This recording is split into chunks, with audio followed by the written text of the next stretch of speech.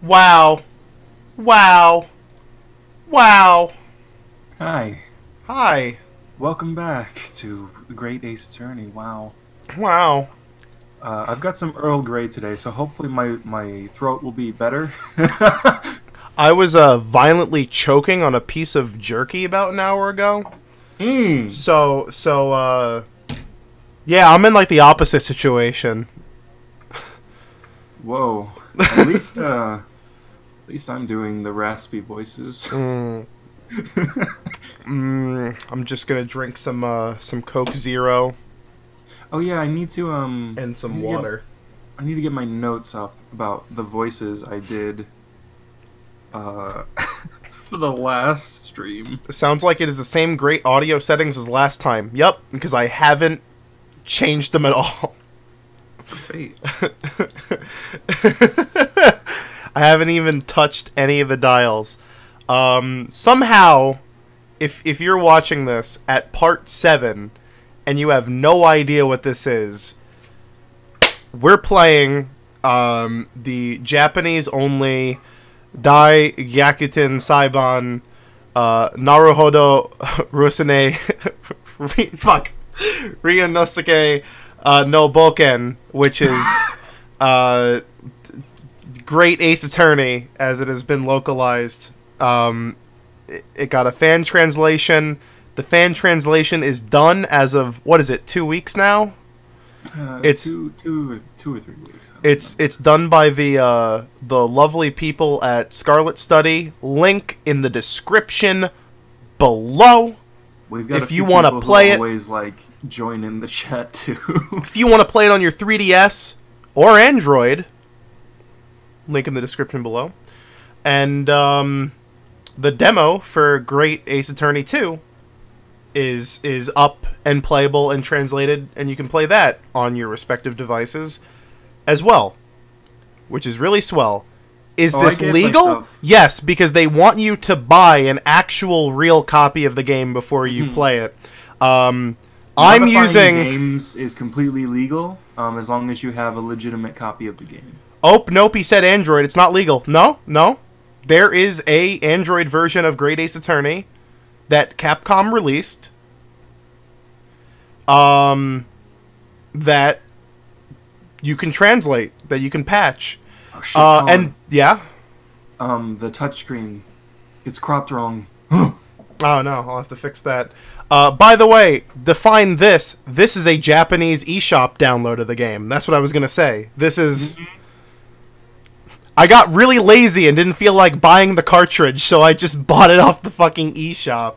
Yeah, my crazy boy, he saw that there was a green new 3DS, and he was just like, "Hell yeah, that's mine." Yeah, this is a Japanese new 3DS. Yeah, yeah, it's Japanese new 3DS. Let me fix that then. Oh, that's why. It's because I've been fucking around with this. Is that better? Does that look better on your end? Yeah, that's perfect. It's because like. The way I don't have to go into the technical details, but the way this works, the window shifts a lot, but it should be fine. I left myself great notes. Germ 1 is a racist Southerner. I just remember the ASMR granny.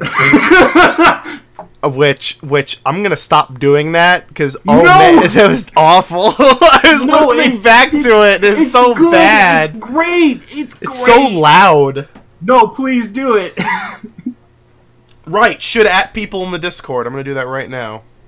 Thank you for reminding me. Live now.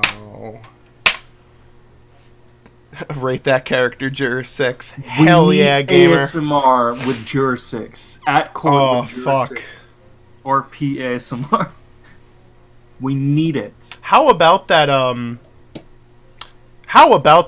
Ace Attorney trilogy release? I didn't expect them to release like a brand new soundtrack of the Ace Attorney trilogy along with it. That's pretty cool. That's pretty nuts. I wish my Switch copy came with it, but oh well, fucking Capcom and their stupid bullshit. Thanks, Capcom. Yeah. All right. Let me unplug the 3DS for now, and we're set. We should be good. Shall I let the rest of the team, Scarlet Study, know you're live? Absolutely. Yes. Give them a kiss for me too. Nothing wrong with that. All right. Let's see. I just realized both of these saves are at like slightly different times. You made 2 saves of the same exact point. Oh, is that in? Oh, I guess that. Yeah, that is in real time. I never noticed that before. I just thought I'll just do the slightly newer one.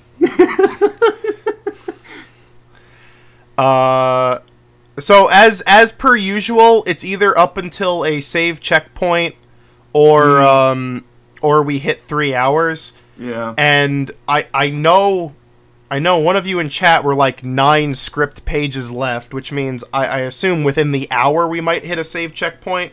So the one after that. Yes. Okay, Jumping right back into it. No! Prosecutor Van Zeeks, please proceed to the testimony at once.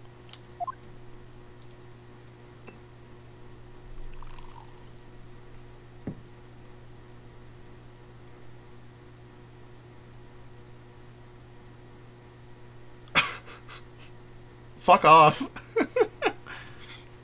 Stop! Oh my god! Are you okay? Oh, you know what he just did? What is a man? I know, but Jesus Christ. Is his hand okay? Does he need He's wearing a glove, he's fine. Yeah, cotton's gonna stop all those shards of glass, yeah. It was my desire to enjoy the sweet fragrance of this holy grail in these halls of justice.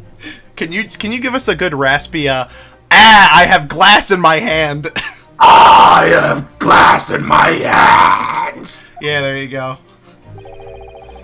How impudent of me to shatter it without even taking a sip. I plead for your forgiveness. Prosecutor Von Zeeks! What is with this extremely cold aura? The prosecution has remained silent throughout the closing argument. We have lent our ears as a token of respect to the ancient code of law, as foolish as it is.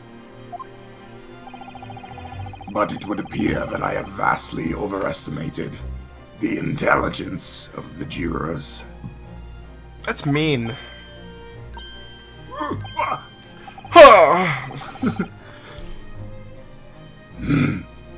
I suppose it matters not. The more obvious a truth, the harder it is to convey its validity. Validity. Validity. Blah. It's okay, Matt. You correct my Japanese pronunciation. I correct your English pronunciation. This is why our court arranged this meeting, to have the chance to explain the case at length. And now, it is time to draw the curtains on the next duel. Look at that little zoom in. Holy shit. It's getting fucking intense. Let's see how close it'll go.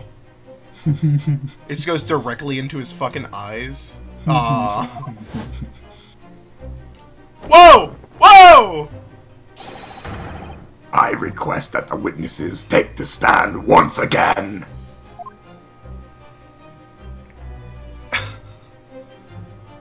Draw your next pathetic card, Yuki boy.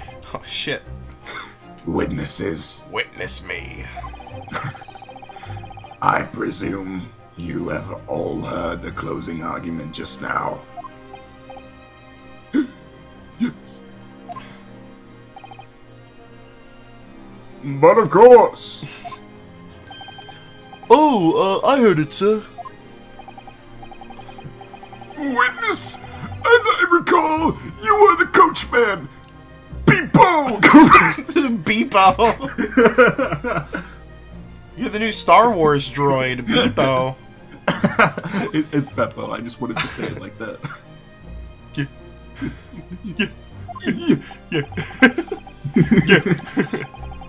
If, during the testimony earlier, you purposefully kept quiet about a fifth passenger at the scene, you will find yourself with a criminal charge. Do take that into consideration. Oh. I just realized I didn't tweet that we're live now. I'm a fucking shit. idiot. I'm a stupid dummy and I hate myself. Hold up. It's time. PP professionals. It's time to tweet. Everyone gets to listen to my nice $90 keyboard.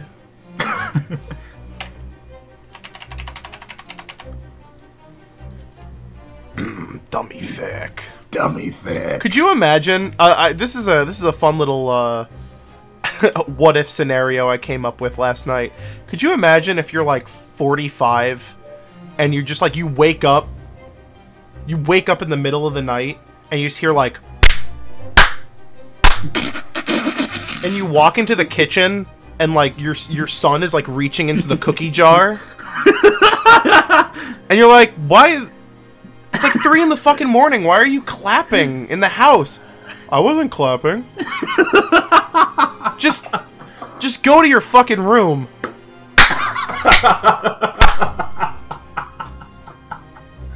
Diane! We need to take the boy to reduction surgery.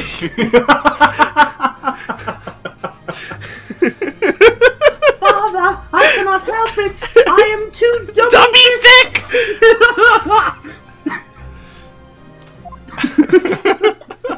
Hold on, I need to take some shit. What?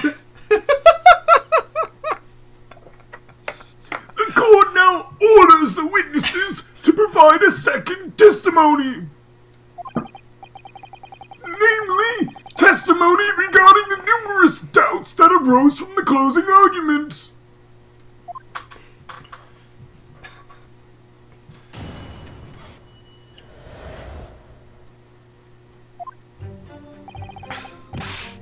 There were 4 passengers that night, truly, but it's just,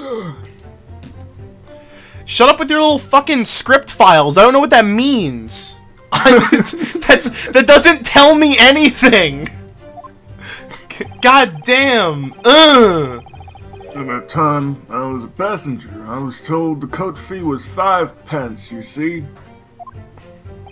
On top of being scammed, I was forced to see something so horrifying. It's too much to bear. Mr. Megundel stabbed the victim. What I saw is the unshakable truth. I do believe that he stabbed him, yes. Nothing wrong with that. Nothing wrong with that. So, what exactly does this mean? The 5th passenger that our Japanese attorney prattles on about never existed. The root of all of it is the mischief that coachman there.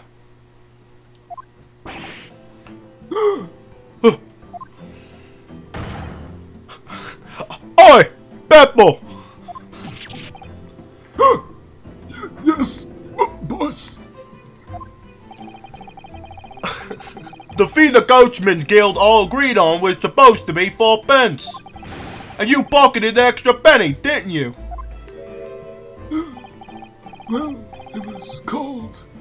It was the last dispatch. There weren't many customers either.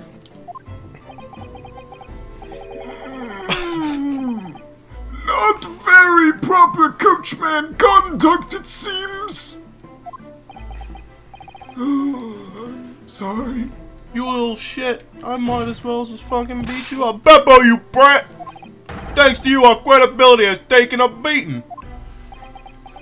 But sir, just the week before I had to pay 10 pence to ride the omnibus. Bollocks! 5 pence times 4 passengers. That makes 20 pence. I've calculated it 10 times over, but the result refuses to change! Thank you, my human calculator. Well, yes, it won't.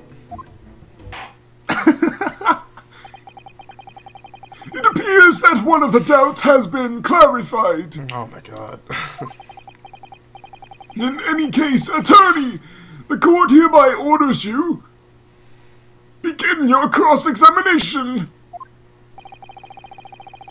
The closing argument served no function other than prolonging this trial. Shut up. I pray that you do your utmost to entertain us. Shut up. I'm good. Don't do that to me. Of course. His eyes. You know, in the back of his mind, he's like, ah! Time to press every statement, because it wouldn't be an Ace Attorney game unless you do that. Ooh, I got a message on Messenger. There were 4 passengers, but the fare you collected was not 4 pence. Is that correct?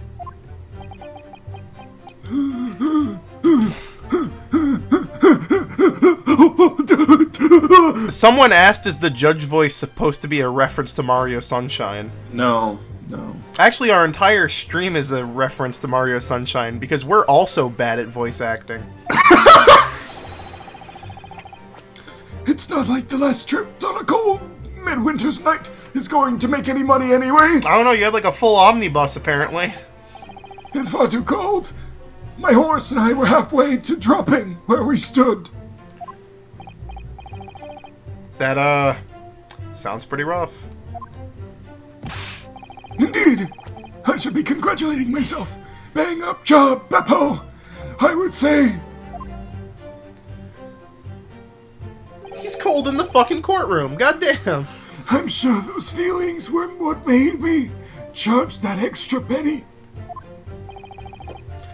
Don't act like you were forced to do it. If there really was a fifth person aboard the omnibus that night, then there should have been a chance that he or she was the real killer. Brilliant. Fucking brilliant one, Naruhodō. Cracked this one wide open.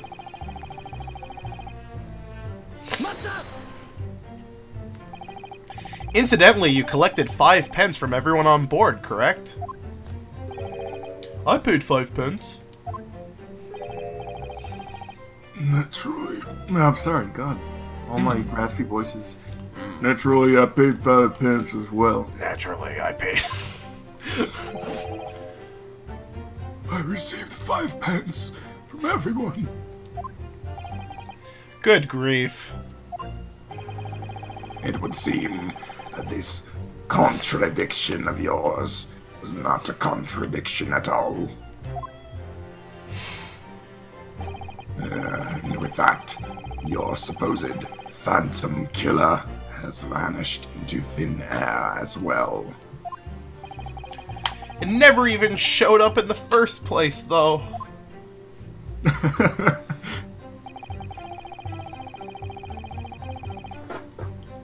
Hold it. When you say horrifying, you must mean the murder, right? Yes, precisely. I can't imagine that anyone would want to see another person getting stabbed. Just wait till Live Leak exists. To be honest, I didn't actually, see the moment it happened, per se. Oh, that's a fucking interesting moment. Let's talk about that. Is that so? There is another who did indeed witness the incident. The banker. So Mr. Ladyfirst didn't actually see the moment the victim was stabbed. I wonder if there's a particular reason why he didn't. I heard the sound of the banker gasping, and I looked down at the skylight, but by then all I saw was the knife stabbed in the victim's chest, and of course I saw the blood. Ever since then, whenever I'm having a meal and see a table knife, I can't help but shriek. And then he goes, ah! Pelican! The defendant stabbed the victim in the seat next to him, correct? Absolutely. Haven't you been listening to me? This has been bothering me for a little while now. For a second, just before answering, he seemed to hesitate unnaturally. Hesitate. What's more, were there only 2 people sitting inside the omnibus? At present, we found nothing that indicates there were any other passengers. In that case, what's stopping you from handing down your verdict right now? A reasonable doubt.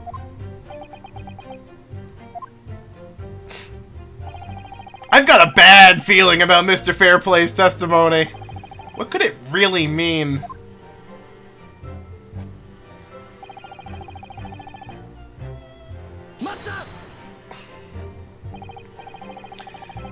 Just now, you testified that you witnessed the moment the victim was stabbed. Yeah, wait, what the fuck? How did he manage that one? Yes. He's at the front of the coach. How did he do that one? If I recall, the victim was lying on the floor and stabbed with an underhand grip.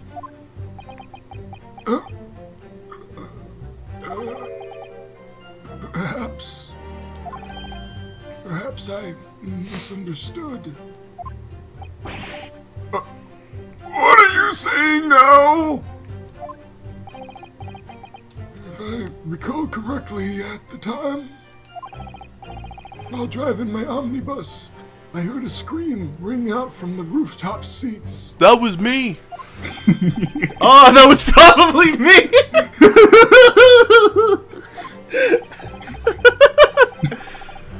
And when I turned to look, that's when I saw it from the skylight.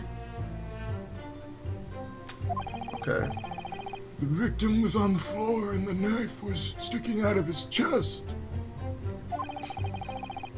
The one holding the knife was that local celebrity over there, yes, sir. You mean to say that you didn't see the moment the defendant stabbed the victim?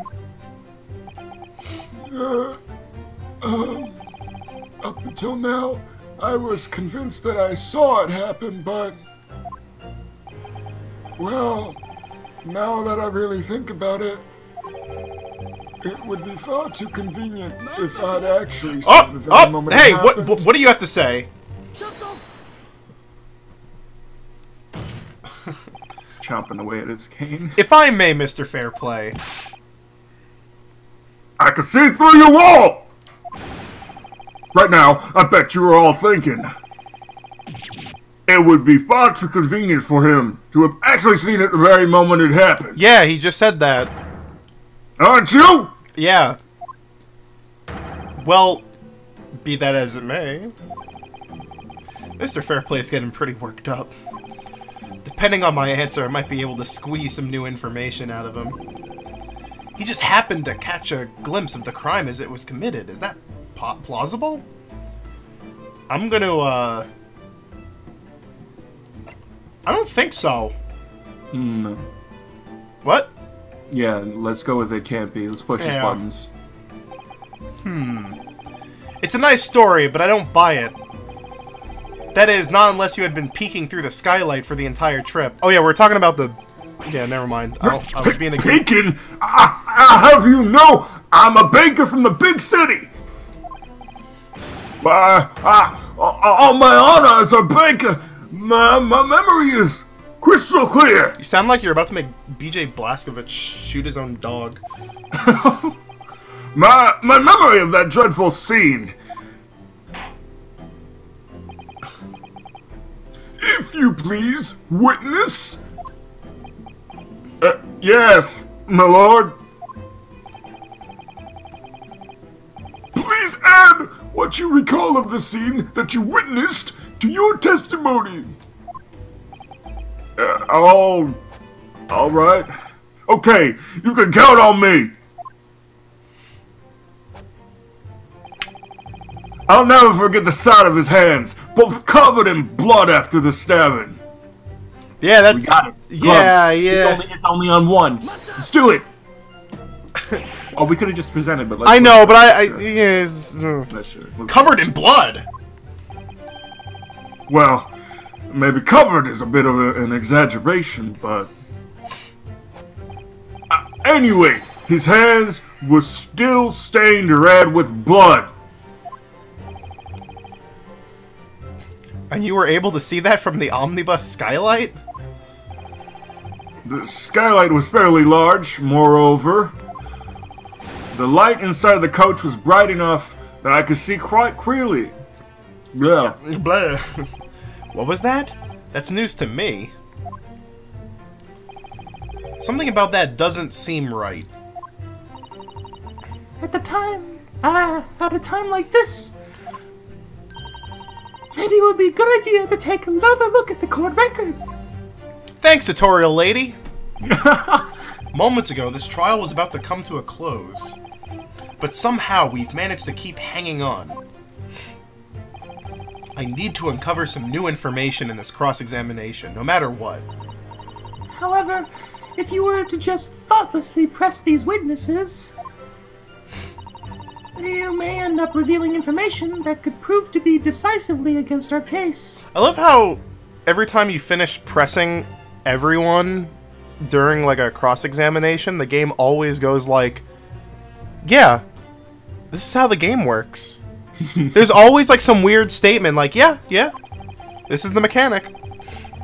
But if I let that scare me, we'll end up losing the vital information we need as well. Yeah, that's what I just said. It happens in all of them, yeah. Indeed, you are correct. At any rate, I can't let even the smallest reaction escape my sight. So, if an unusual reaction catches your attention, question them on it with everything you've got. It's probably referring to, Yeah, we got it.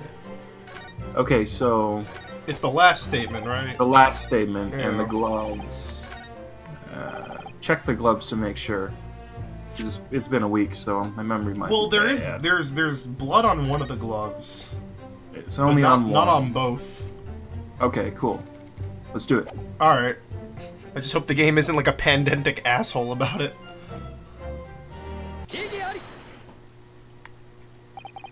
Oh, thank God.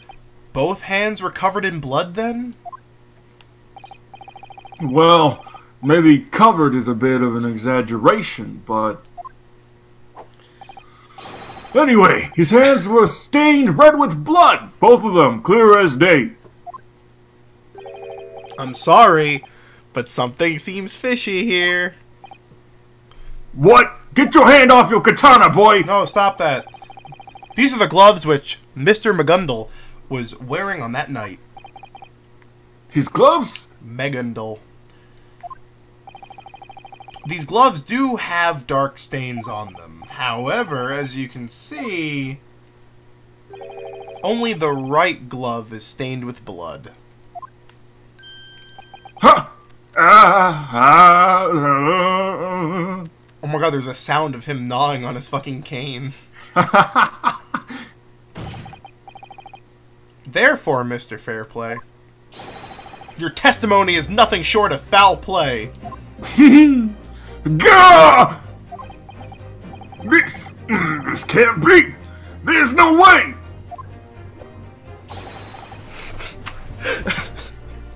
You're lying, young man. Yes! Huh? I have to, like, stand up whenever I fucking do that. Yep, you've made it clear as day! Oh my fucking God. Mr. Fairplay, if your words were lies, then your entire testimony should be called into question. When you said that you saw the moment the victim was stabbed, was that really the truth?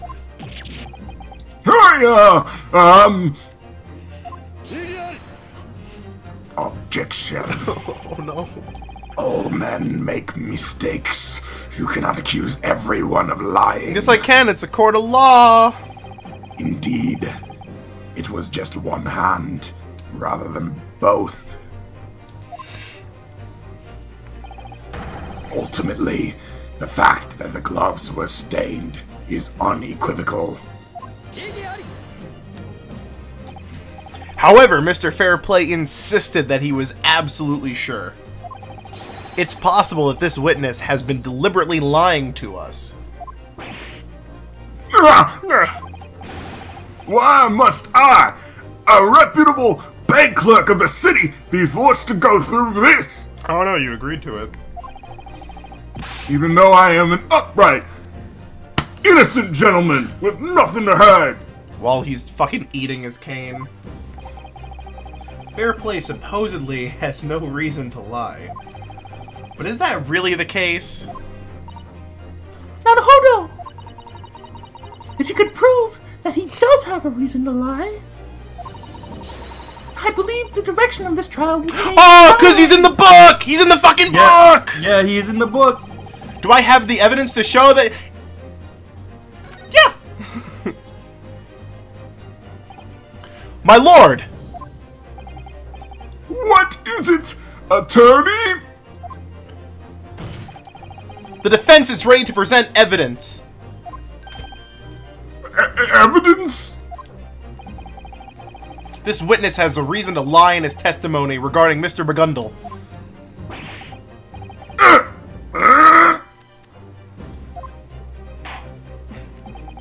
Very well.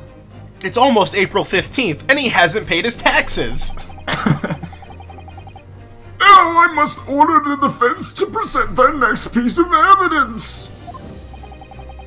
What evidence will prove that the eyewitness's testimony may have been a lie? Yeah, we got this. This is Mr. McGundle's account ledger. In other words, a list of people who suffer because of his usury. Among the people who suffer is a name that should be familiar to everyone here. Oscar Fairplay. What in the world? Witness, did you borrow money from the defendant? No, I wouldn't go so far as to call it borrowing. You borrowed 20 guineas. That's quite a large sum, isn't it? Get up! So what? What's the big deal about it? If, by any chance, Mr. Bagundle was declared guilty, what might happen to that debt of yours? According to the document, this was a private loan from the defendant. Therefore, if the defendant were to receive the death penalty, the contract would be annulled, and Mr. Fairplay's debt would essentially vanish. Huh? Vanish? Now, Mr. Fairplay, through this false eyewitness testimony of yours, were you trying to make your 20 guinea debt vanish?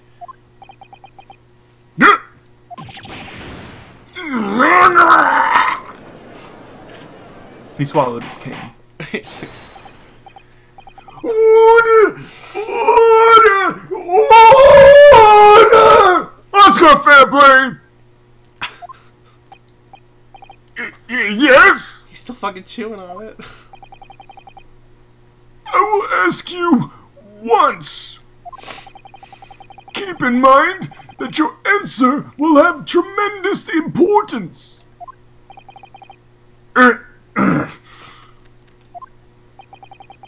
Did you truly witness the very moment the victim was stabbed by the defendants?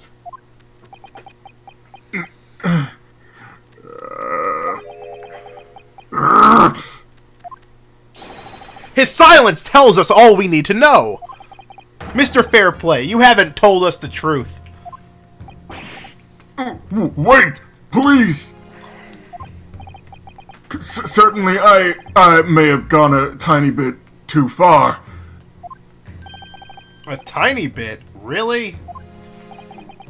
However, at the very least, if there's anything I can claim with confidence, it's that I saw blood on the criminal's hands! It's not true. But remember, we only found traces of blood on one of his gloves. Yes, but...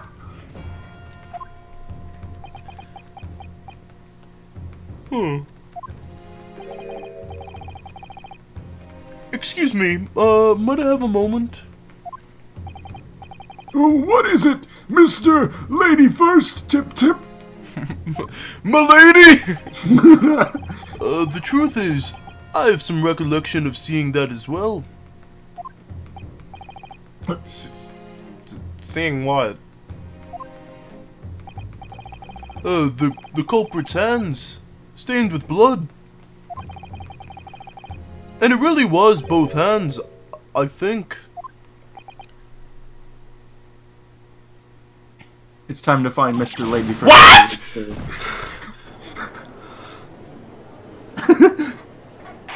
That's like the perfect what for him smacking onto the desk. It appears that we need to request another testimony.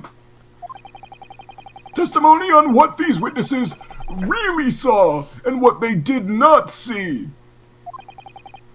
Is that agreeable? Yes. Naruhodō! The tables seem to have turned in this trial. Yeah, you're right. This might finally be the chance for our counterattack. Third time's a charm. Jesus Christ. Both of the culprit's hands were stained with blood. I remember it clearly, I swear. But I suppose you could say that I did not see the instant the defendant stabbed the victim. I recall both the knife that stabbed the victim and the blood on the murderer's hands as well. I only heard the scream from the roof seats. I didn't see anything. Yeah, that's right, asshole.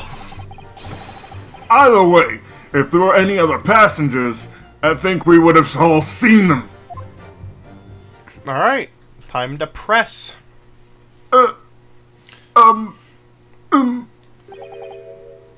Astounding. Witnesses, you didn't see the moment the crime was committed? I'm deeply sorry, but George, my lord, George! there were no other passengers in the omnibus, and the culprit's hands were soaked in blood. I think it's the same as having seen it. No, no, no, it's not the same at all. Verify it once more in the interior of the omnibus. As the testimony states, the seat is stained with blood from the moment of the crime. Hence, it can be said that circumstances overall have not changed in even the slightest.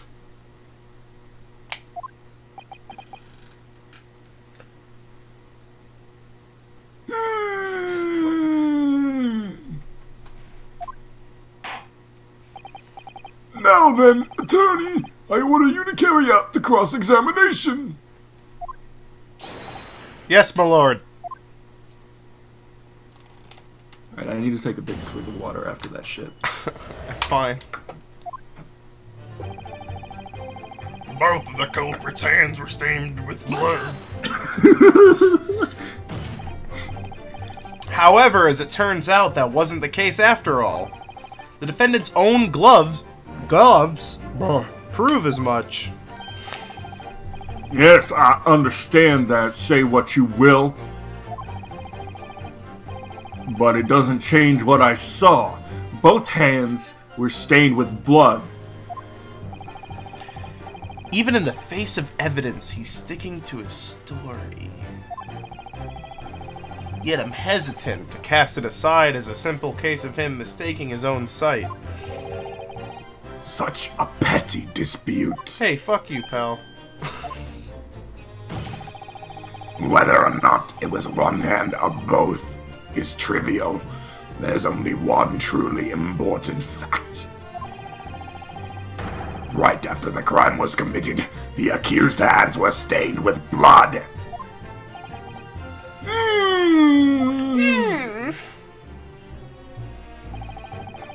I need some tea, real quick. Mata! Don't try to Don't try to fool the court with such vague wording. Time to go for this water instead of Diet Coke.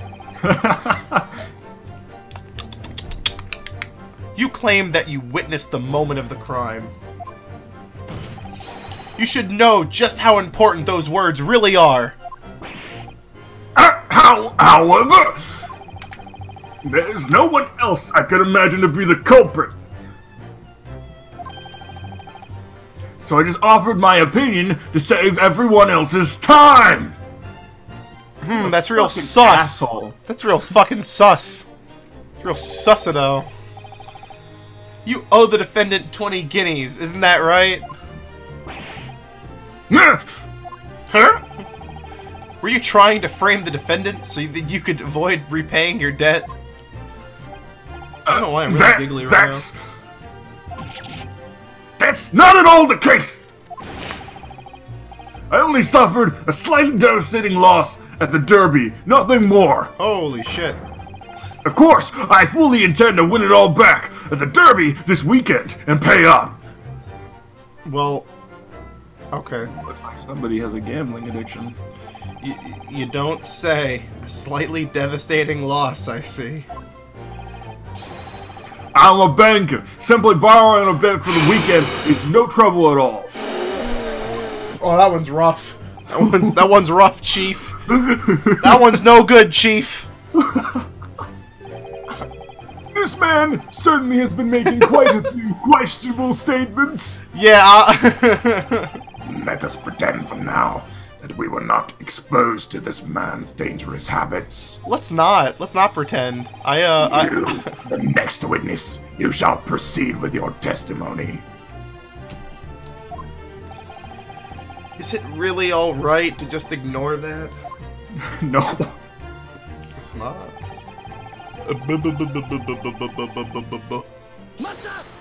Mata! You also saw the accused hands covered in blood. Yeah. I know what you're going to say. I'm fully aware that only one of his gloves had blood on it. Yes, that is indeed correct. But from what I can remember, when Mr. McGondle was sitting next to the victim, you know, I don't think he was wearing any gloves in the first place. Ooh. So you're saying that at the time, he wasn't wearing any gloves? Yeah. I think it's why I was able to see the blood so clearly. That makes sense. When blood soaks into the leather, it gets darker and harder to see. Incidentally, last night... no, not last night. Not last night. When the accused was apprehended by an officer on the scene. In the dim lamplight, he also failed to note any traces of blood on Mr. McGondle's gloves. So once the coach stopped, no one could tell if there were any traces of blood on his hands. That is indeed quite curious. There's definitely something here, I just don't know what it is yet.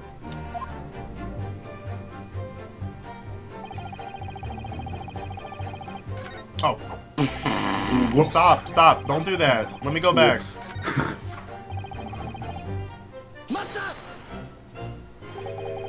You didn't see anything? Yep, yes sir, you got it. I'm really, truly sorry about earlier, I am. For going so far as to say, you know, I had seen the moment he was stabbed. Alright, boss. What the fuck? Just so you know, I had my reasons for saying what I said. But you're not necessarily saying that you didn't see anything at all, correct? Nope, I didn't see a thing, yep. No, I mean, for instance, since you were the one driving the omnibus, at the very least you must have seen the London cityscape while driving along.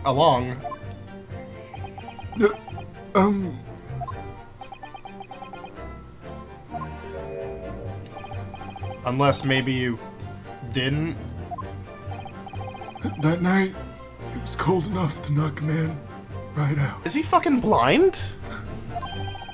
Especially me, being in the coachman's seat. I'm telling you, my brain nearly froze solid. That's concerning, and also not possible. One might venture to say, taking the last ride on the omnibus in the middle of winter is not the best idea. Beppo!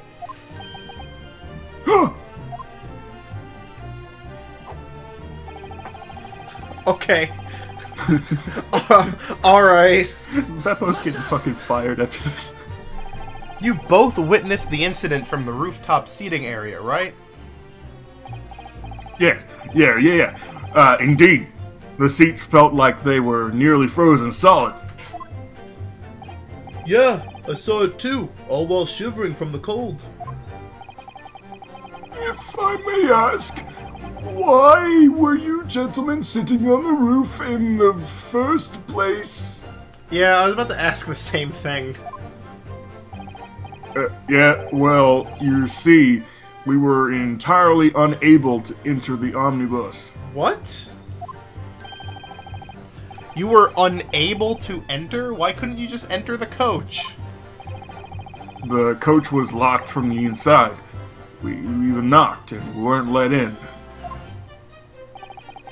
It was locked? That's right, an omnibus should be open to all. Whose bright idea was to lock it from the inside? had the same problem.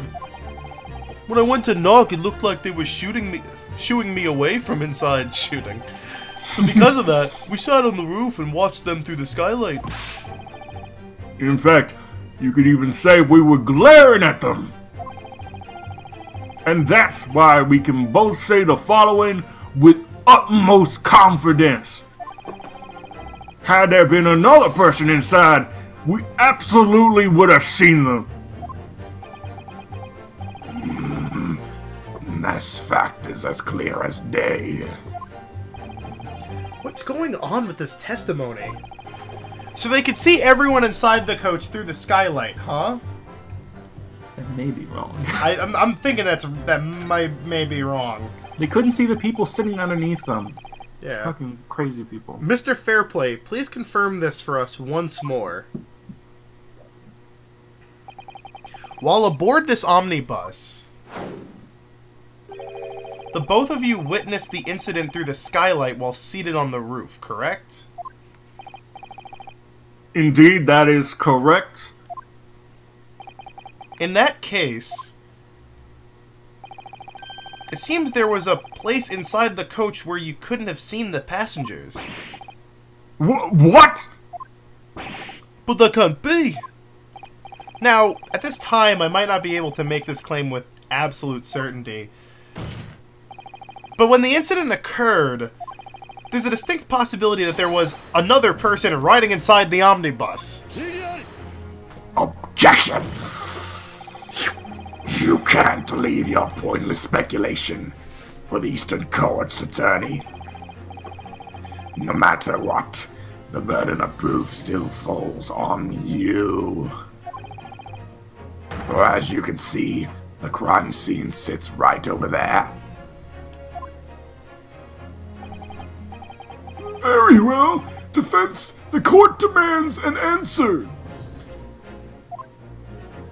I'm assuming we're gonna be... Yeah, that's what I expected. Show us by using this cross-section of the omnibus. Show us where another passenger could have hidden inside the omnibus. Gee, I fucking wonder. It's gonna be there.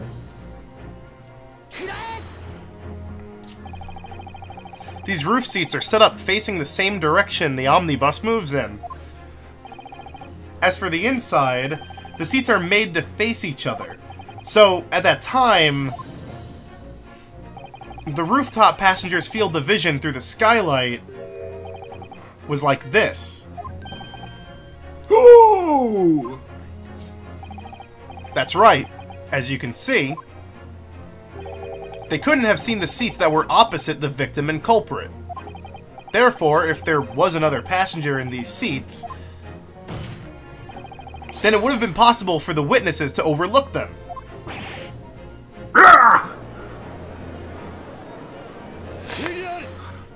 Objection. So you are saying that it's only possible that there was another passenger seat? So you are saying that it's only possible that there was another passenger seated inside?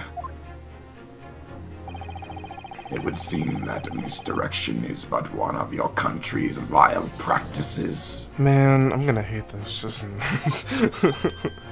I don't like this already. Indeed, evidence is absolute in the courts of the Great British Empire. Don't worry about that one. What was that? I didn't just accidentally unplug the cable for a second. However, if you are prepared to name this person, then it's a different story. Naruhodō, can you do it? Do I have a good idea who it could be? Do I know who was sitting in the witness's blind spot? I don't. There's no fucking way I know. It certainly wasn't her. Certainly wasn't that guy. That one would be a little weird. That one would be really fucking weird. Big doubt. That's the victim. I'm just gonna have to say I don't know.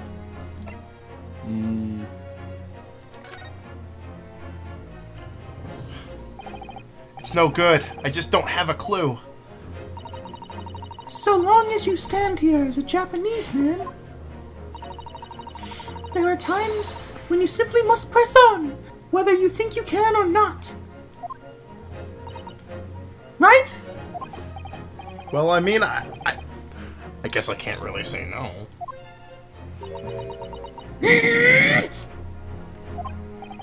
Alright, I get it. Time to press onward. The defense would like to present that person's name. Present the defendant, I guess. How preposterous. Such is the stopgap response of one who does not know his standing. Know well the weight of the obligation you have just placed upon yourself. The court requests an answer from the defense. This is the chance for the counterattack I've been waiting for. Yeah, it is Save Scum time. On that night when the crime took place, the person I believe. Alright, time to save. But I think you're right. I think it is just gonna be, it is just gonna be the defendant. Like.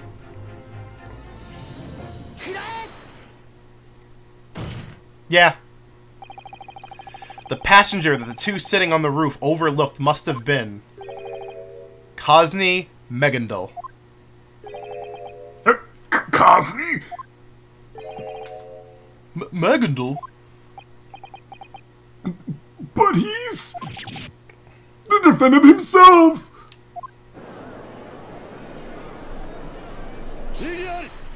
Objection! Stop breaking shit! How impudent of me to shatter the Holy Grail in the halls of justice! I plead for your forgiveness. It's the second time you've done that. I don't think it's the Holy Grail. I think you have actually a few of those. It's not how that's supposed to work. Lord Van Zeeks! Do you think I would believe that your tiny overseas nation possessed what we call civilization? Stop fucking resorting to the goddamn racist attacks. Come on, just because I'm right. It appears that I overestimated you. What are you trying to say? I shall tell you, uncivilized exchange student who knows nothing of logic. At the time of the incident, the defendant was sitting next to the victim. The witnesses have testified as such. It is not the premise of the entire case. It could very well be that. The premise itself is wrong. What's this now? If we assume that Mr. Megandal was next to the victim at the time of the incident, then an unresolvable contradiction arises. A contradiction? These are the defendant's leather gloves. These two witnesses unanimously testified to the following. The culprit sitting next to the victim had bloodstains on both his hands. Objection! However, the truth is that there is only blood on one glove. Yeah, exactly. Thank you for proving my fucking point, dummy, idiot, stupid, got him, got him. The importance being, when confronted with this evidence, their testimony did not change. Their testimony didn't change? No! Have you been here the last 30 minutes? Yes, even now, these two witnesses still claim to clearly remember blood on both hands. Therefore, that memory is the truth. That's how we must look at it. Or you could say that the witnesses are fucking liars. An unknown third party was sitting next to the victim. What's more, blood must have stained both of their hands. Objection! And just who do you suppose this third body is? I don't fucking know. I don't fucking know, dude. The true culprit, of course. What? The true culprit?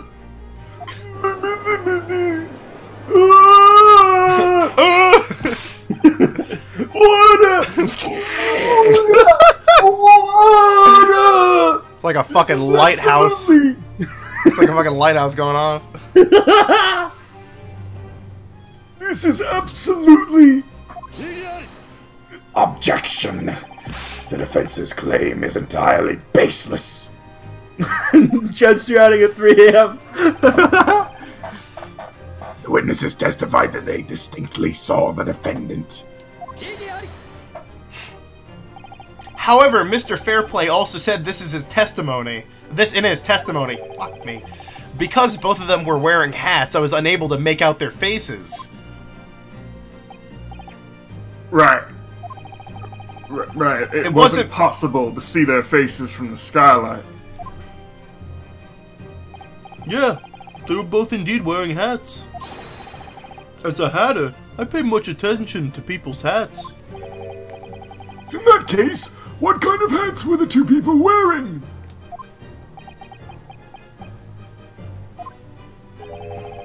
I suppose I happened to forget. What happened to you being a hatter, huh?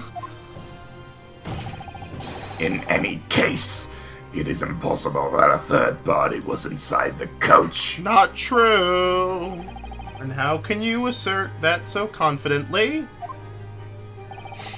If that person did happen to exist, the defendant, Cosney McGundle, should have said so himself. That's where the fucking drawer comes in. Or perhaps you intend to claim that even the defendant himself overlooked the true culprit inside the coach. Yeah, it's the drawer. It's the fucking drawer, dude. It's the drawer. Drawer, brother. Your brother. He's right. If there was a third person inside the omnibus, it's difficult to believe that Mr. McGundle wouldn't have known. Wouldn't have known. Order! The court believes that there is a very simple way to find the answer to this question. And I presume that would be to request the testimony of Cosney McGundle himself. Hell yeah, brother. Yes! What is the prosecution's opinion on this matter? Yeah, just fucking do it, dude. Naturally, I am opposed. Yeah, you Your would reason be, idiot. As suspect should report everything he knows to the police upon interrogation. Yeah, but you brought in 3 jokers who fucking lied. But it's possible that there's something which Mr. McGundle didn't mention. Cosney McGundle is a league apart from those foolish, small-time scoundrels. Were he have to conceal any information, then he would have some reason for doing so.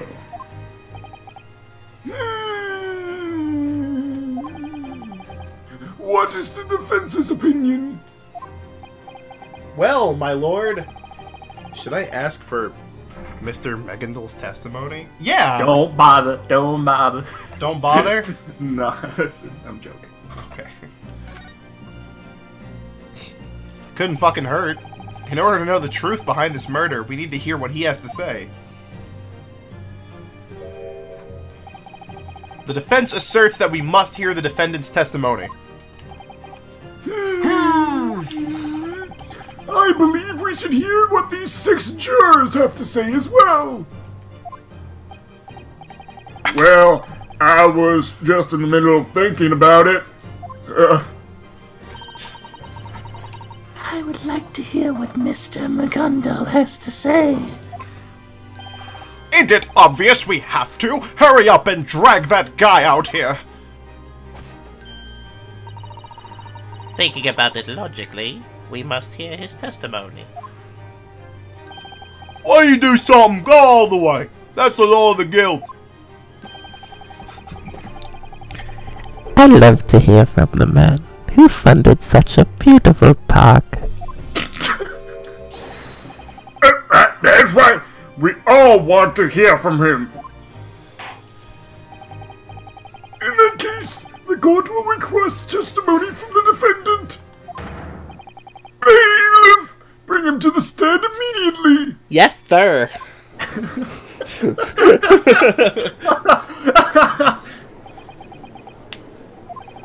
What really happened that night? It just might become clear soon enough. Ugh. This is probably... Oh, no, it's not. Where's the fucking save point? It's okay, we only have 4 We only have pages 69 years left in my life. Yeah. left. Nice! Defendant! Have you been listening to the trials this far? Of course, neighbor, my lord. We seek the answers to 2 questions. Hello. First,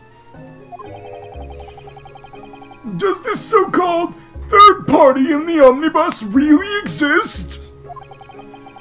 And second, if this person does exist, why did you withhold this information from the authorities? Dear me, how impressive you all are. I can't hide anything from you. What is the meaning of this witness? To tell you the truth, I've been unsure whether to mention it or not. Oh, you motherfucker. You piece of shit. You ass. You pee-pee. Ass! Ass! Well, it's just as the good barrister says. It's true that there was another person inside the omnibus that night. There was a third passenger? What? And I let that passenger escape from the crime scene. What?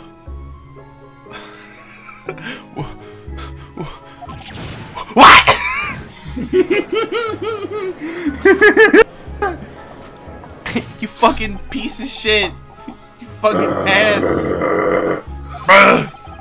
It's too late for such a weak excuse, Cosney McGundle. Oh, Windows thing just fucking happened. Alright, we're good. I'm really very sorry, Lord Barrick Van Zeeks. Soon, are you ready, Source Gaming? Oh no! Oh no! Why did I not tell the police as soon as I was arrested? Honestly speaking, my reason for doing so may be a bit questionable. And that reason was...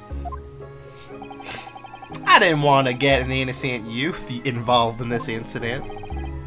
What's this? If the police knew of her presence, she would surely be suspected, arrested, and maybe even brought to court. I wanted to keep that from happening. One can't wound the hearts of youth when they have their whole futures ahead of them, right?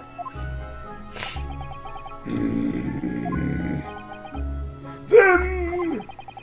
who is this innocent youth you speak of? Well, I wouldn't know. You wouldn't know? After all, I met her by chance in the omnibus that night. Objection. There is not a single reason for us to trust this man's fairy tales. I can't believe Beppo's about to get fucking bepped. The prosecution asserts that the defendant's remarks are not worth listening to. Perhaps that young lady is, even now, watching over my trial from the audience of this courtroom. Huh? Smoke! Ah! Fire! There's a fire! Someone's running away! Get him! What's going on? Naruhodō, we're in danger! Get down close to the ground! Bailiffs, don't let the defendant escape! Secure the omnibus! What? The court declares an emergency recess! The bailiffs will capture the defendant and assist in evacuating the courtroom! I like how Snicker Stream's frame rate just went up because there's fucking nothing on screen! We were then forced out of the courtroom by the bailiffs. Everyone wanted to get out first, and it descended into mayhem. As they tried to figure out what was going on, the trial was momentarily suspended. Ugh. Oh, there it is! Hey! We would have had an hour left to go. Yeah! Save! Right there! Right there! No more 4-hour streams. Yeah.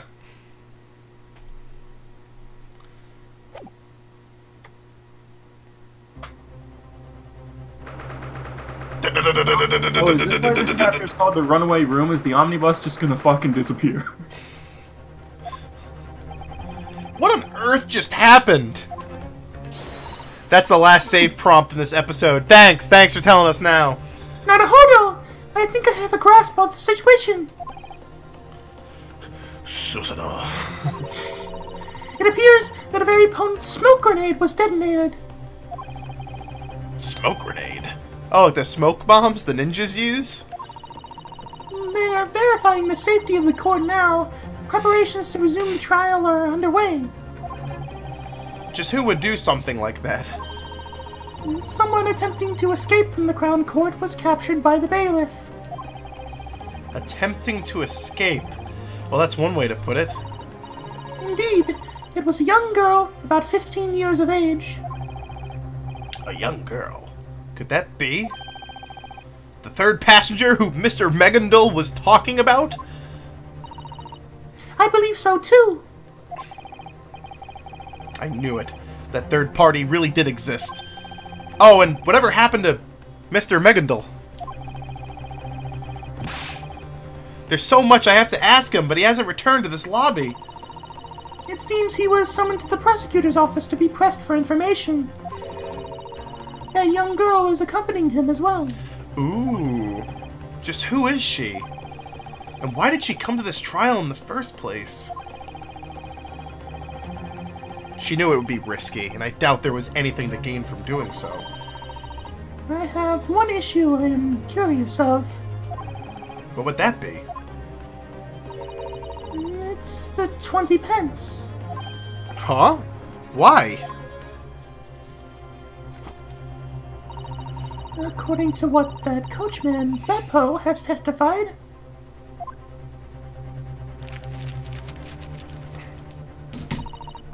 On that night, the fee was at 5 pence per person with 4 passengers on the ride. Yeah, he lied!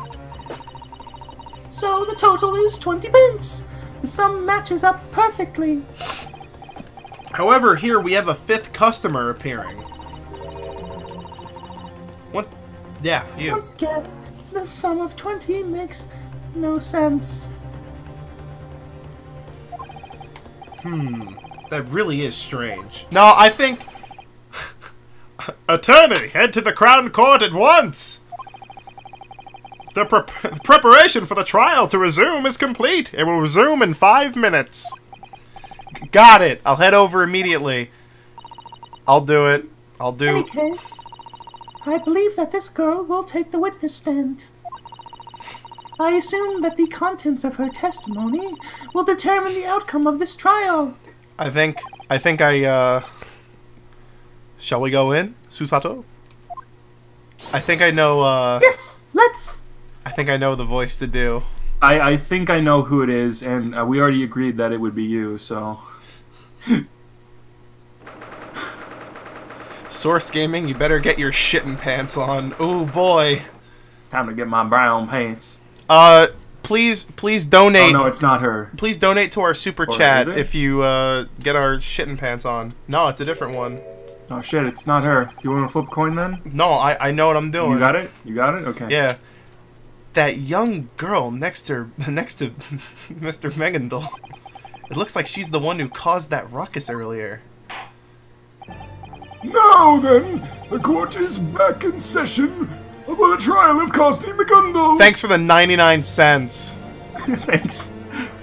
That gives us more ad revenue than we get on 5 videos. Yeah. No, that's not true, Yes, but yeah. my lord. Let's see if they can do an accent. Oh, we're not doing an accent, baby. So, Colin, by 5 videos, I mean mine. Oh, I'm so sorry. Could you please explain the origin of that smoke from earlier?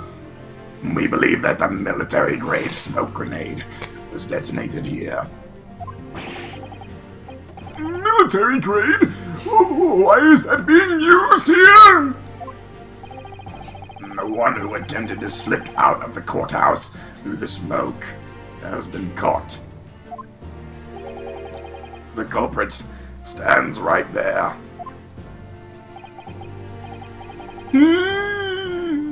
Miss, state your name. Why'd you write cock in chat? What the Or is it gonna be Cockney? Woo. Were you the one behind the confusion caused by the smoke grenade earlier? Oh. Oh, it has to be... Is that it? It has to be a Cockney voice? Man, but I had, like... Why in heaven's name did you do that? No, but... I had a good idea for a voice. Excuse me, may I, Lord Judge? What is it, defendant? It might be better for me to provide the explanation. In regards to why this girl is here and why she tried to escape. Everything is related to what transpired on the night of the incident, really.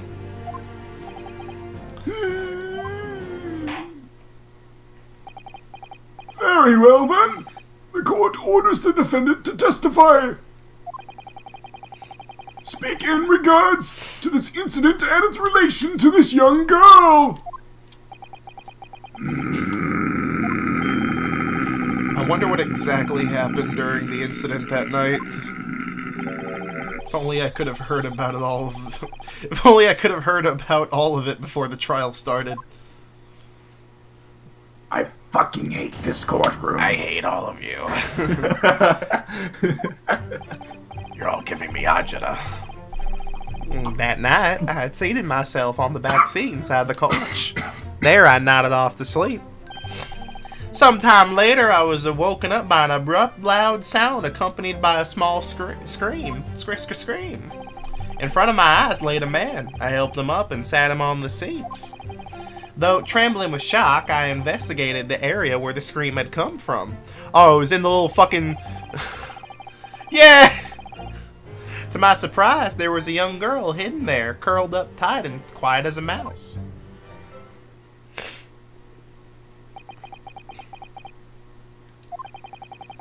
I'm not sure if I completely understand, but essentially that young girl...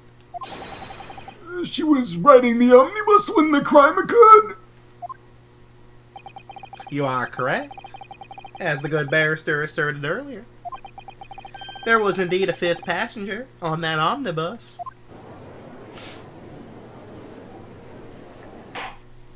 Well, alright. Fuck it. Fuck it! Drinks up! It is about time to hear the attorney's cross-examination, then. Thank you for saying my McGundle voice is amazing. It's like a weird Flanders Rogers thing going on. Attorney, are you prepared?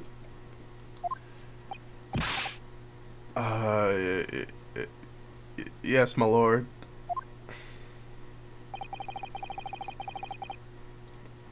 This judge expects me to clear this up. But I absolutely have no... I have absolutely no idea what is going on here. This fucking courtroom. This fucking boy. Want a Sprite cranberry? There you go. You get it.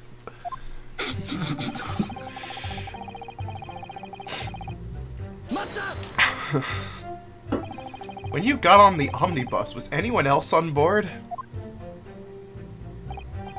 No, no one else was inside the coach, nor up on the rooftop seats. In other words, the defendant was the first passenger? Indeed, I was merely sitting comfortably on the back seats inside the omnibus. By back seats, do you mean...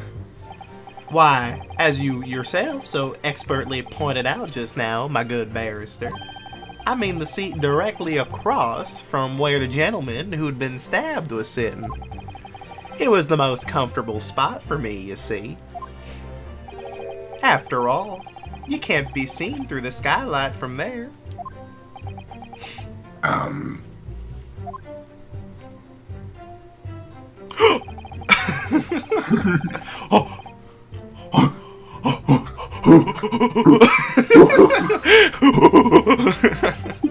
A loud noise and a scream? It was. Ah, yes. There was quite a remarkable thud. I believe it was much like the sound of a man falling over. That must have been the sound of the victim, Mr. Mortar, falling over after being stabbed. I was asleep at the time, you see, so I can't say for sure. Furthermore, sometimes you just gotta do fucking ape noises. You know? You see someone with like an open mouth, and you're just like... It's funny. When I awoke, not another soul did I see in the coach, save for the gentleman laying on the floor before me. There was no one else in there? Yet, at the time you said you heard a scream, right? Perhaps that scream arose from the rooftop seating area? No, I heard that scream from inside the coach. Remember the Mario vs. Donkey Kong game on GBA where Donkey Kong was just given like a normal-ass voice? And he goes like, "Hey, cool!" While all of the other sounds he makes are like, like just like actual fucking monkey noises. However, at that moment, the scream was the least of my worries. For you see, I could hardly believe what I saw before my own eyes.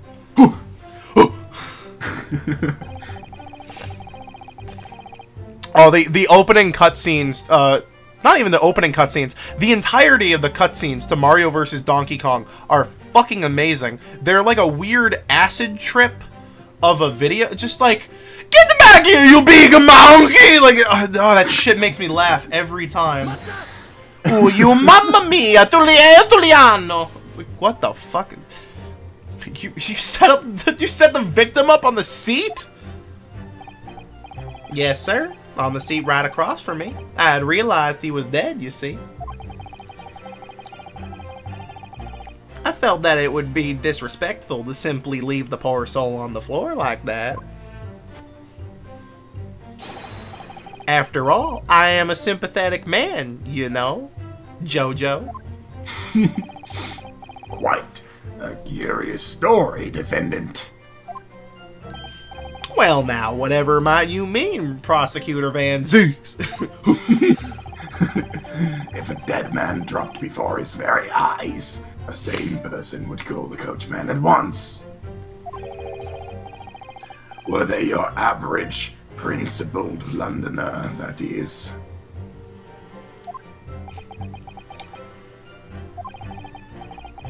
As you well know, I hold a rather maligned profession.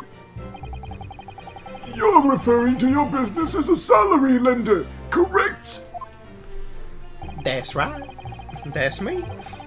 That's the boy. These are those who would borrow money from me, only to be ungrateful and set out to kill me. So the last thing I want would be to get wrapped up in such a nasty affair. Then, you're just going to leave the victim's body like that? Heavens me, of course not. I had intended to report the incident to the police. I simply wish to ensure the circumstances were crystal clear before doing so. The circumstances? Indeed. I thought it was a good idea beforehand to investigate anything that struck me as strange. Like where that faint scream I heard really came from, for instance. That would strike anyone as strange, wouldn't you say? The scream he heard alongside the victim falling down, huh?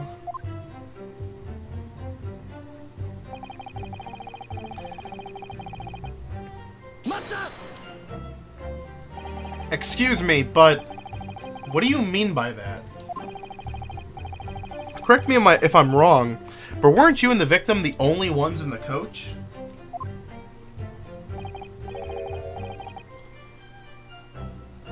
Wait, hang on. I gotta take a short break for a second, because something fucking weird happened. What's up? No, it's not. It's, Not related? Are you... Did the fucking Airsoft channel? What the fuck? Okay, so a long time ago, I was gonna stream a game called Soldier of Fortune Payback, which is a bad video game, by the way. Don't play it. And the PC version is absolutely broken. If you have your refresh rate higher than 60 Hertz, the game's physics just completely fucking break. And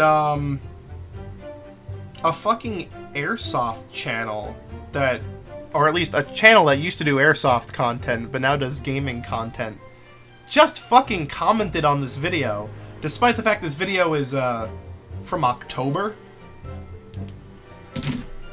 Oh, that's weird. I'll get to that later, I guess. Baller. Correct. At first glance, in any case. At first glance? Yes, indeed. Imagine my shock when I heard that tiny little scream. And it came from directly beneath my rear. Oh, yeah, there you go. What? What the? Your dummy's sick. Beneath your rear. Right then and there, I lifted up the seat cushion. As it turned out, under the seat was a trunk. Naruhodō! We can take a look at the omnibus too! We already did, don't worry about it.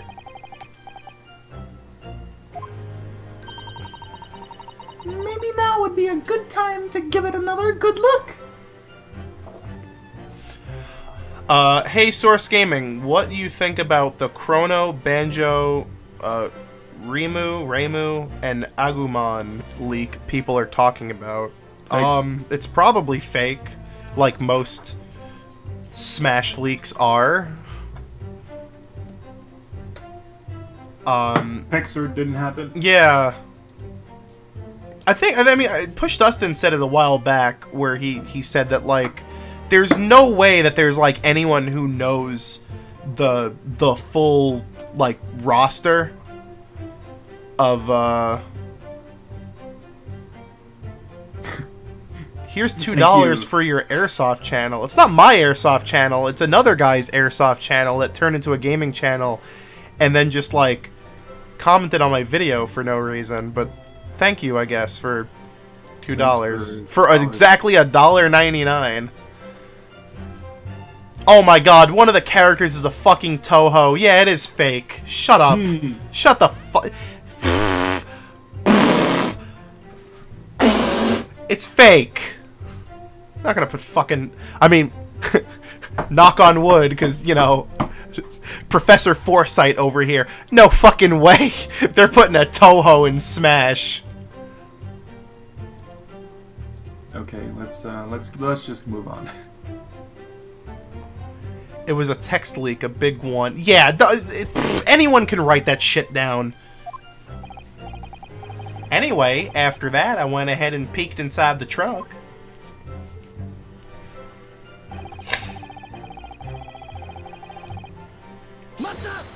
Mata!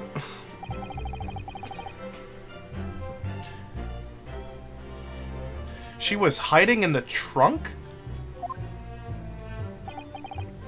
Yes, indeed. That's what I saw. when I caught sight of her cowering there in the dim light of the lamp, well, I surely thought my heart was going to stop. Something about all of this seems really off. At any rate, I dragged her out of there.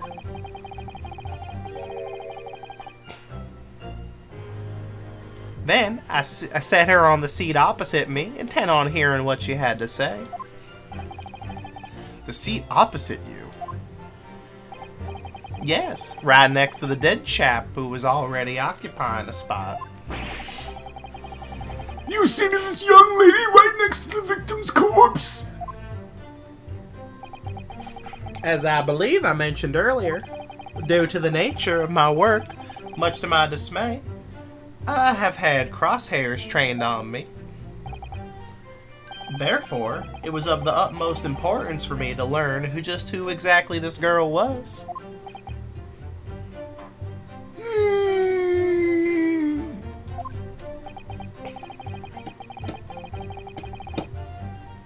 But then, as I was speaking with her, I heard a gentleman scream overhead. Oh, that must have been the two passengers on the roof, I suppose. Indeed, that's what I'm led to believe. They likely saw the stab gent lined up next to what appeared to be a young girl. So you're saying what the two on the roof saw was not you? But instead they saw the victim sitting next to this young lady? She doesn't even look like you. She doesn't even have the same body type. What the fuck? That is exactly right.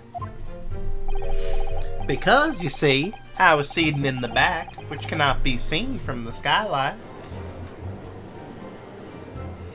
Why has she been doing a fucking JoJo pose this entire time? She's trying to hide her identity, I guess. I don't know. I see! The defendant does have a somewhat compact physique. Now, I suppose it... what? What do you mean it isn't a stretch to say this girl could have been Mr. What? What? What? What? I don't know about that one, Chief! That was when, upon hearing the gentleman scream from the roof, the coachman stopped the omnibus. Enough! I've had enough of this fucking courtroom! The situation is now perfectly clear. My dementia!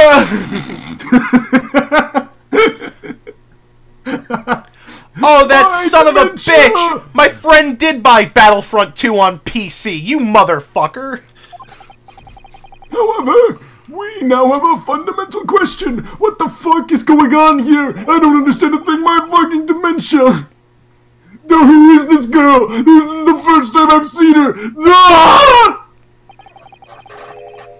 I'm told that her name is Gina Lestrade.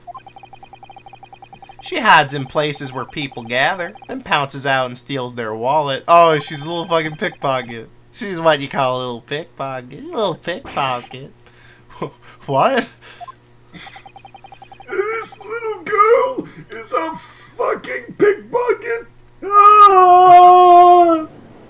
The hell did you just pronounce her name? Order! Order! Lestrade? Order! Lestrade? Lestrade? The first name is definitely Gina. Lestrade. Lestrade? Do you take issue with this claim, Miss Lestrade? I don't know if you know, but Lestrade... Yeah, I didn't, because I'm not a fucking... Lesrod. Oh. Lesrod. Oh god, is she French? Okay, hold the fuck up. Alright, so I speak this language called English. How the fuck am I supposed to get odd from ADE?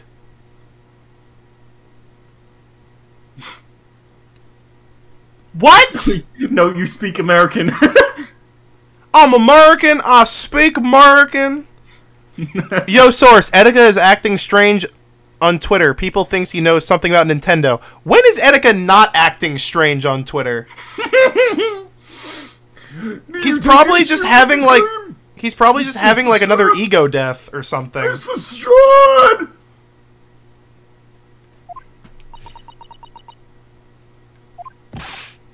Miss Lestrade! Answer me at once! You fucking little pickpocket, you! Whoa! Oh my god! He's fucking dead. Heavens, what in blazes are you? What the fuck?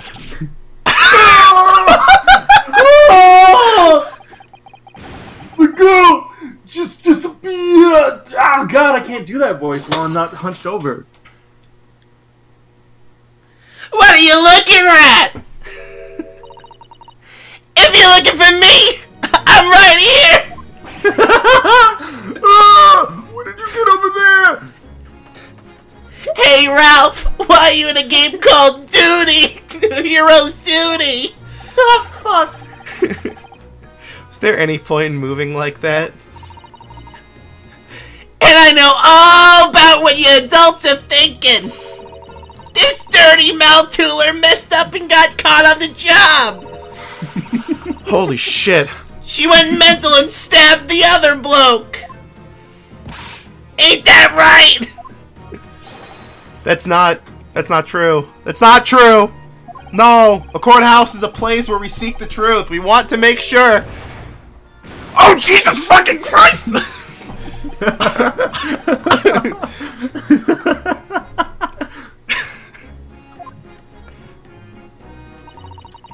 Don't forget that I'm a pro! Me whole livelihood is dependent on these quick fingers! Hope you're committed to put up with that for the rest of the game! Yeah! This is what I was expecting to do, Watson with the... Hold up a fucking second. I gotta do something real quick. I gotta fucking... What? That was a sound. Don't worry about that one.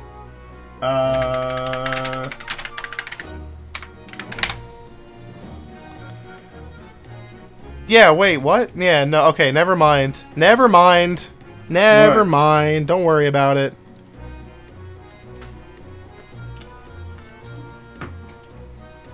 What about? What? No, I was just checking something. She is on the cover of the game, though. Oh. Yeah. No. Only cowards use knives! Pickpockets' prides won't stand for it! But it's not cowardly at all to use that thing filled with smoke, right? She's using like a fucking M79 thumper with smoke grenade rounds. This guff? I picked this up from a bag at the omnibus station the other day. Pretty little thing, don't you think? I wanted to sound like Vanellope Von Sweets, but it sounds like fucking Mike Matei when he's doing the little Bugs Bunny impression. Yeah, what's up, Quark? She fucking pickpocketed Sherlock Holmes! Yeah, that's... Oh! I think I like me a bit of pink. Don't aim that at me! You find that out from your airsoft... What are you doing? What are you doing? What are you insinuating? So, you were riding on the omnibus then?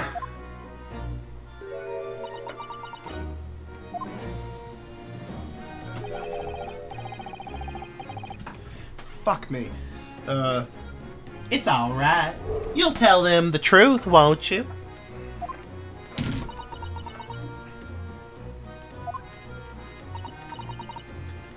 Yeah, that's right. Fucking Christ. Ralph, you really are a bad guy. Nintendo Direct or Smash Direct? What's more likely for April at this point? No, fucking... The court does not care!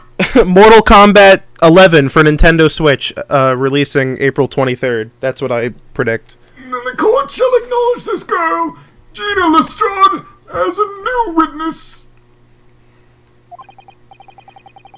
As such, we order you to testify. Fuck. Speaking. Oh god, I'm gonna puke. Speak in regards to what transpired in the omnibus on the night of the incident. I know that feeling when I was choking on fucking jerky earlier. Alright, I gotcha.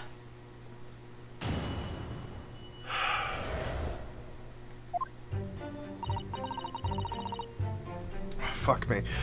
As always, I already sneaked in before the horse was hitched to the coach. But I couldn't get any business. It was really an awful night. It was pitch dark in my little hiding spot. Oh no, I'm giggly all of a sudden. I seriously couldn't see nothing. Then suddenly there was a loud noise, of course. It was enough to make me scream a little. Jesus fucking Christ.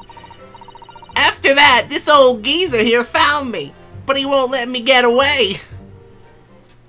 No, he did let her get away. Fuck. It's okay, it's okay. Fuck it, we've been missaying lines the whole stream. I'm also, like, looking for something out of the corner of my eye. The little fucking, little analog sticks came off my my Pro Controller when that... So should I be Watson now? I can do a little lolly voice! What was that? Can you say that line again? Matthew Levenska, you want to say that on record again? I'll do MK's lolly voice. Oh, no. Woof!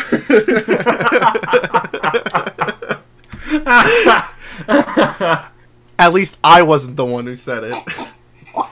He let you get away? I choked on my own tea. Nani? Why, defendant, did you allow this girl to flee to begin with? Wait a minute.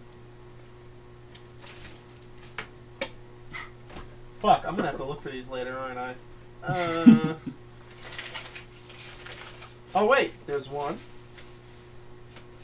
Sorry for this mild distraction, but I have, I just want to know. Can you show me? I just want to know. Can you show me? I want to know about the sticks to my Pro Controller. Well, I found one, which puts me on the right track. If you're wondering why they came off, it's because they're magnetic.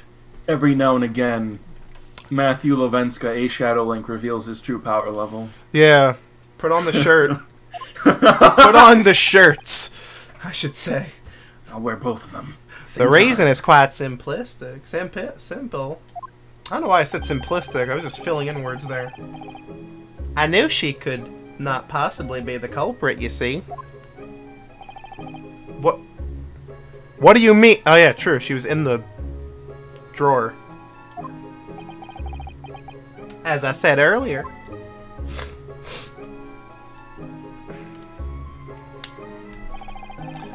I was sitting on top of her little hiding spot, the trunk. Let us make sure that ourselves...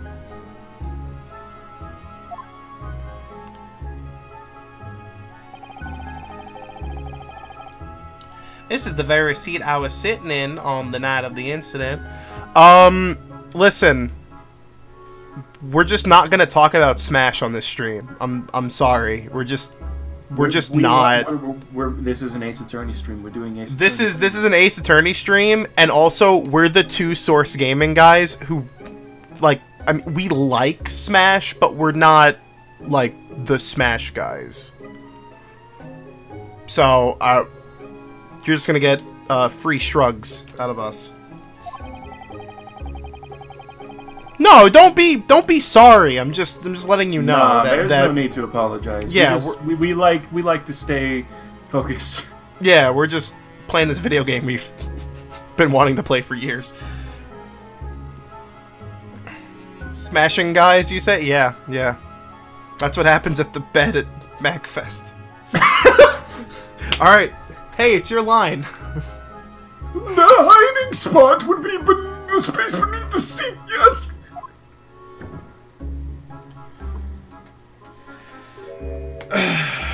Indeed, a young girl would be able to fit and hide in here.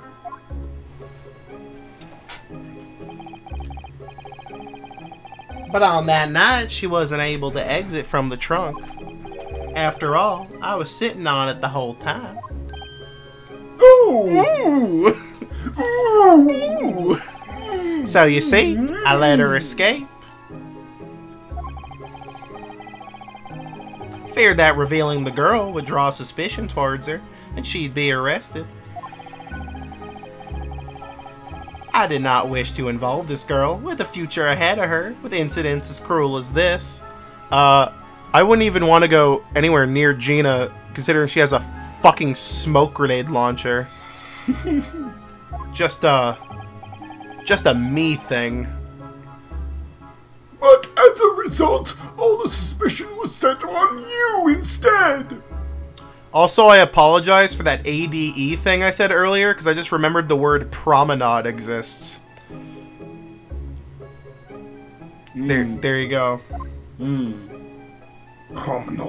Promenade deck. Yeah. This is nothing but a trifle. Now's not the time for trifle. God, fuck it. God, stupid fucking references. I know that I'm innocent, so why should I be afraid? I was willing to put that innocence on the line in order to save this poor little girl. Unbelievable. Jesus. Oh, what an upright young man. An upright man. I don't know why I keep adding words. My lord! Oh, hey, the other analog stick was just under my fucking foot the whole time, and I just stepped on it. Yeah, I get those moments sometimes where I'm looking for my headphones and they're just at my feet. You know, my earbuds. My earbuds. Alright, Pro Controller together. Nice. But there's no way such a noble man could be the culprit. Shadow resents ASMR juror. What? That was me who said that.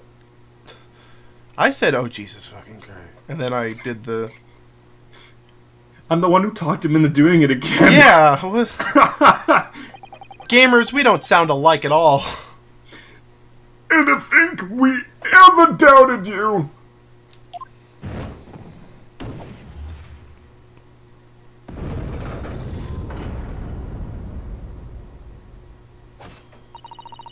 If you interpret it with cold hard logic, then it is clear who is correct.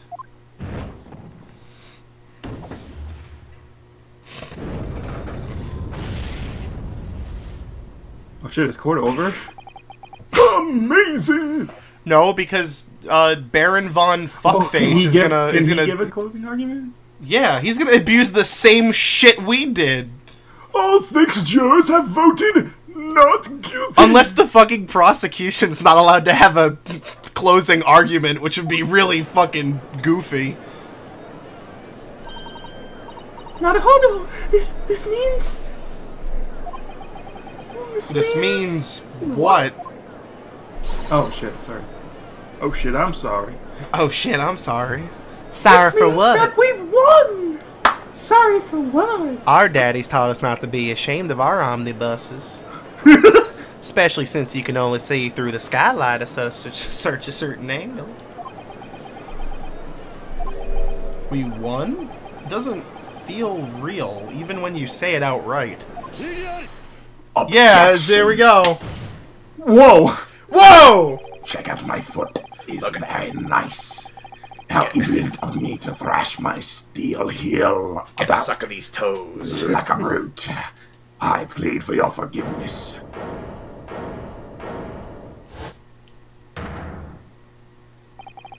This is truly it.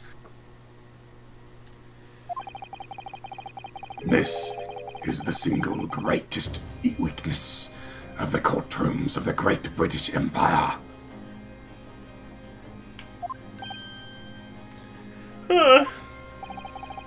A legal system which occasionally has mere emotion countervailing evidence or logic.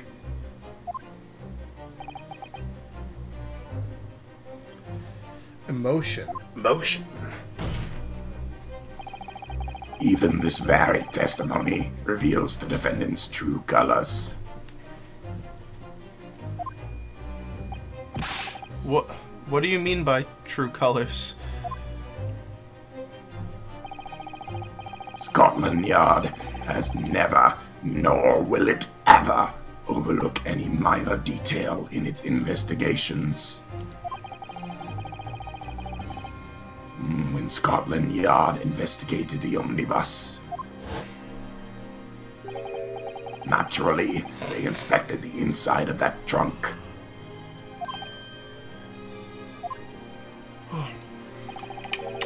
This trunk was full of the coachman's belongings. No.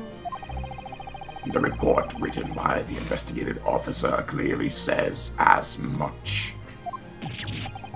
What did you say? He's selling chocolate. Someone tampered with the scene. In a ploy to support this false testimony, someone spirited the items away. What?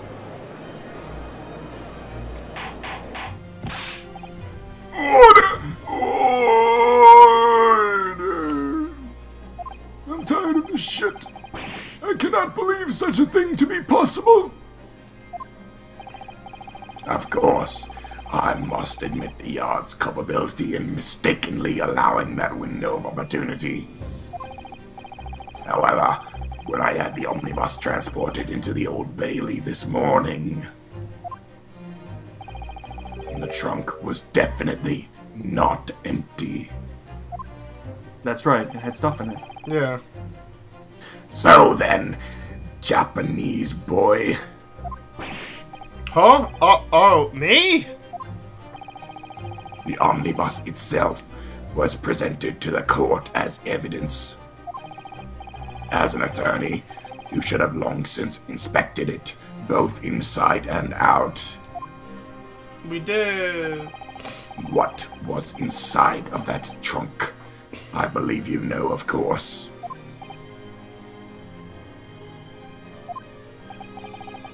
Ah, my good barrister. I'm sure you understand, yes. Mr. By all means, go ahead and say it. Tell them that Lord Van Zeek's words are no more than a baseless accusations.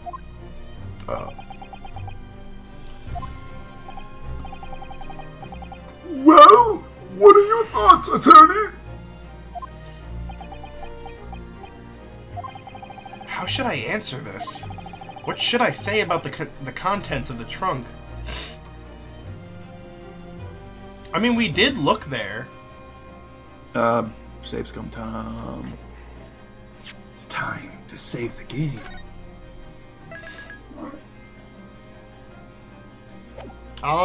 If we check the court record now, would it be empty? Sure. I assume, yeah, but oh my god, yeah.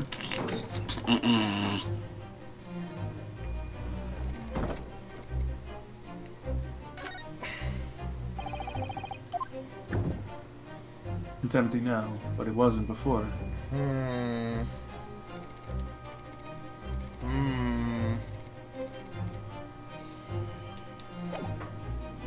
Okay.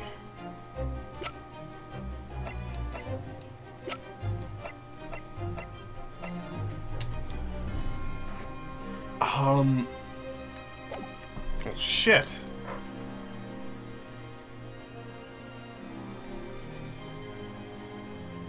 Hey, you know what I'm gonna do? Yeah? You know what I'm gonna fucking do? You know what I'm gonna fucking do? You know what I'm gonna fucking do? Matthew Levenska? What? Boy! We fucking streamed this game! Let's just go to the archives. So, let's see. Let's open that up in MPCHC. Oh my god, shut up. Then we're gonna screen capture, window capture. There it is. And we're gonna find out. Oh wow! I jumped exactly to where we were. There's that part where it was clipping through the little thing there, because the thing was open. There was stuff in it! Look at that! Yeah, there was stuff in it. Look at that!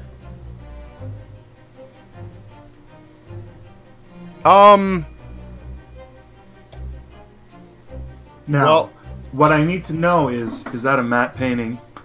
Oh my god, shut up, Palpatine. Shut the fuck up, Palpatine. During the ruckus, everything was cleared out. That's for sure. Yeah. Unless it is a matte painting. It's a fucking painting. Could you imagine if that really was the answer? So I mean, is there any implications if we don't answer truthfully? I mean, other than, you know, we just fucked our whole argument in half? I'm just gonna save again just to be sure. I'm gonna do it. I'm gonna fucking do it. I'm gonna be honest. Hold my hand, Matt, through the power of the internet. I'm scared. I'm gonna hold my microphone. Fuck off. It's not the same thing. As an attorney, I don't know if I'm in a position to say this. But as I recall, when I first investigated the trunk, there was definitely something inside. That's what I think. Spoiler, all options were correct and have no future impact. You fuckers! I don't want to play this game anymore. What? But, Barrister, what do you think you're saying? Are you trying to betray me? Ah!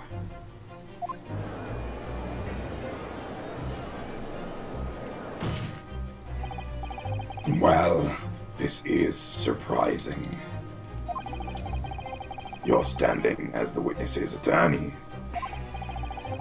Yet, you're spouting words which go directly against his well-being.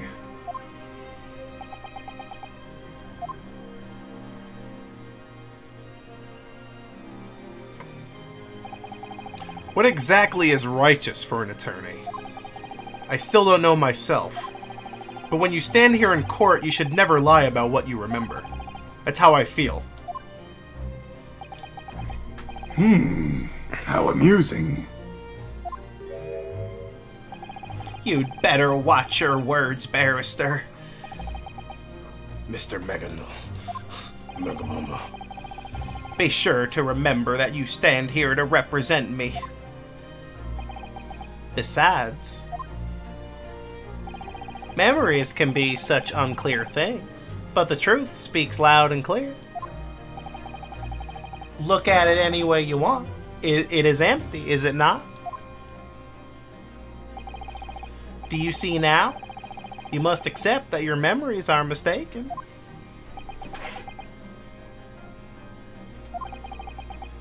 Something feels wrong about this. Very well. Let's hear the jurors' thoughts.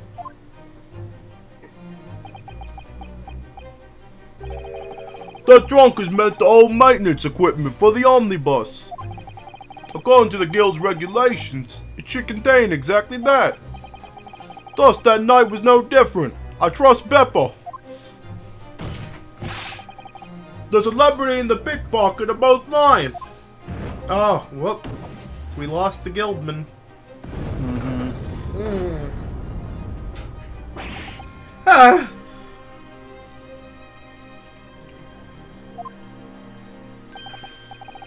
Damn it, I almost forgot. Rich people never play by the rules. Huh? This can't be happening. That testimony was nothing but a trick, a ruse.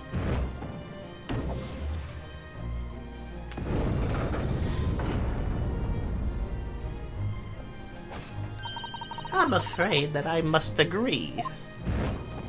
Holy shit.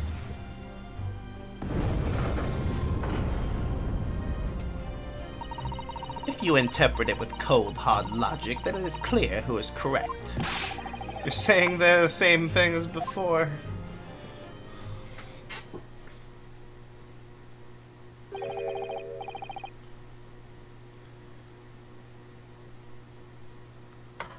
I'm Matt. sorry, there was something Okay. something that came up, and I'm in deep shit now. But I'll finish the stream.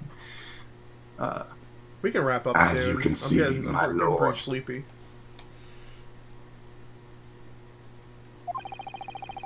You cannot justify a not guilty verdict at this point in time.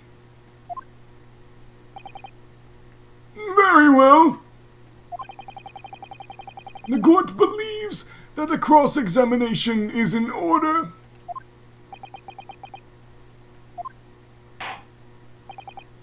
Attorney, the court orders you to begin your cross-examination of these witnesses. And this is the 2-hour mark. Yep, it is. Understood. This is too much. Our momentum turned against us, just like that. The rumors about Prosecutor Van Zeeks were no joke.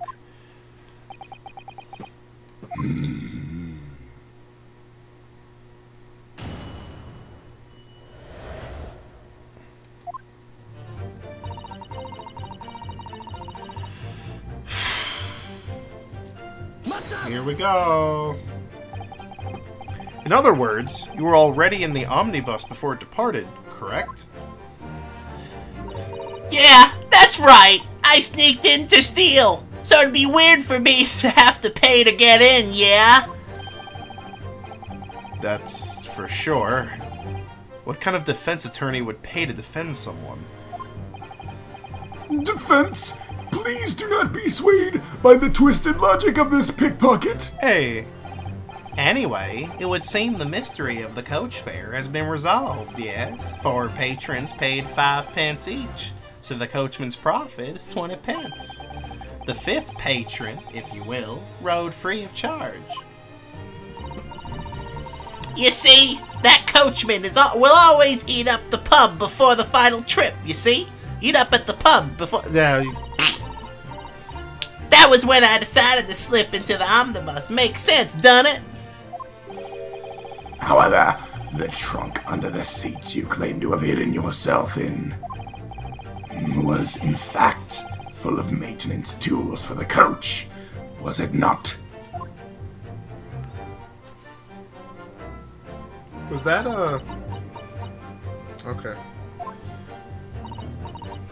Yeah, brushes, buckets, and other are always stored in there. Usually I just take all the stuff out and toss it a corner or something.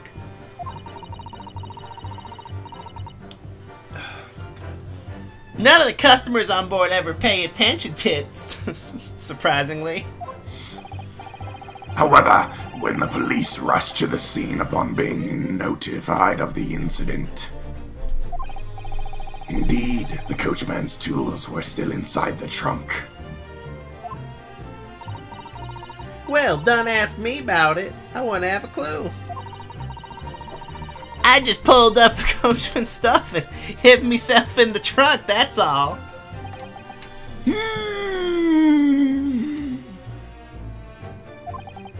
Very well. Now then, please continue with your testimony.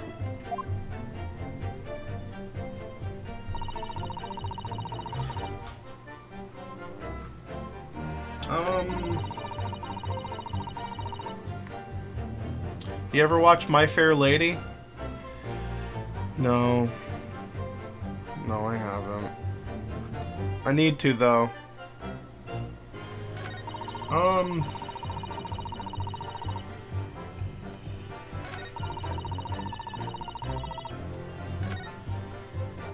Yeah, let me just get past all this. Ugh, fucking... Oh, shut up.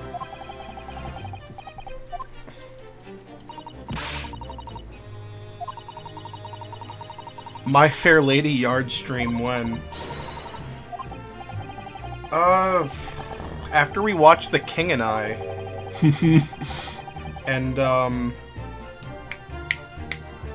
don't know, that really shitty 240p bootleg of Heathers the Musical.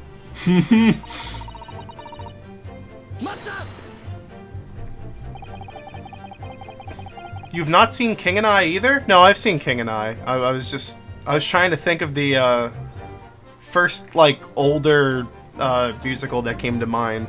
I almost said Sweet Charity. Or Kiss Me Kate. What do you mean about not getting any business? Well, usually in an omnibus, the wind dies down at some point. Just a moment, please. What do you mean by the wind dies down? I think if I make it more nasally, it's not as fucking funny to me. Which is exactly what I want it to be. Oh, that's just a phrase we use. It means all the customers have left and the coach is all quiet like. So when the wind dies down, that's your chance to leave your hiding spot? Pretty much. But that night, that old bloke was sitting in the seat the whole time. You know what else?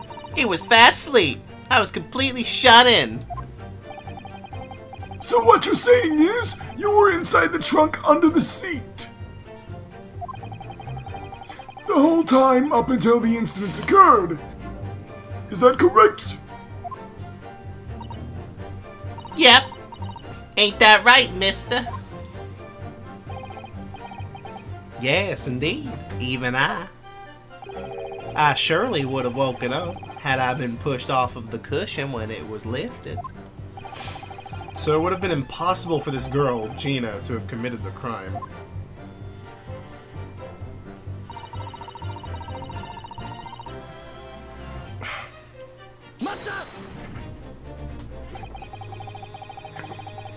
So you didn't get a good look at the scene inside of the omnibus, then? Nah. So, like, normally I would push up the cushion with me head. That's fucking hilarious. It's a really funny image. And then I'd scope out me prey in secrecy. Your prey? The cushion on the seat, I hid myself in is harder than one on the opposite end. Oh, Jesus fucking Christ. This is really well written. And I'm not saying that sarcastically. I actually do mean that. I just, like, it's throwing me off. Thanks to that, not a lot of people chose to sit on it. Know what I mean? But that night, this bloke here just sat right on the seat throughout the whole ride. So because of that, you couldn't see the inside of the coach, right? To be frank, I aim to dark spaces. They make me feel all claustrophobic-like.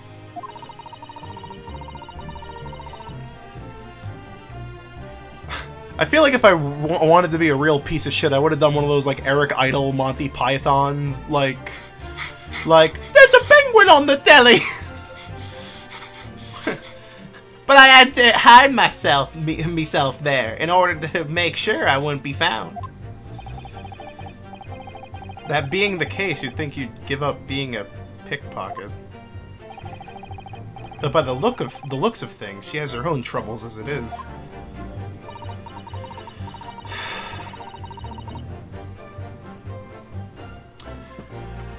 Anyway, I was right scared, and I had no other choice but to be still as possible.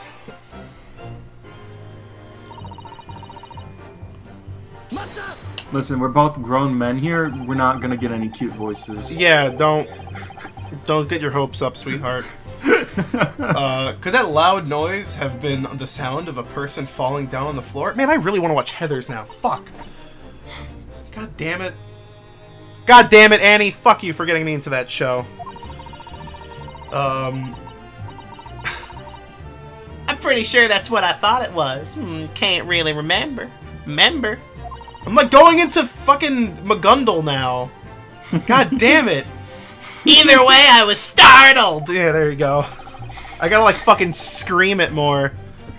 Oh, crikey! What's the cutest voice you can do? I don't fucking know. Probably that old lady ASMR. I already do the cute voice for Suzato. Yeah. What a nice young man. And before you could stop yourself, you let out a shriek. Cool, brah, crikey! Cool, blimey! Then all of a sudden, the cushion on me head got lighter. That must have been when Mr. McGundle was helping the fallen victim back up, right? Or perhaps it was when he got up from his seat in order to stab the victim sitting across from him. Witness! At that time, did you happen to see what had happened with your own eyes?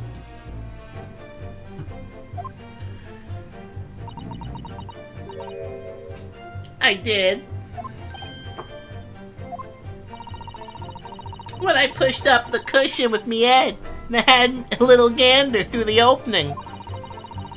It looked like the old bloke was sitting, and the other bloke back up on his seat. That lines up with Mr. McGundle's testimony. Then suddenly he looked back towards me. All instinctive like. I tried to shrink back down.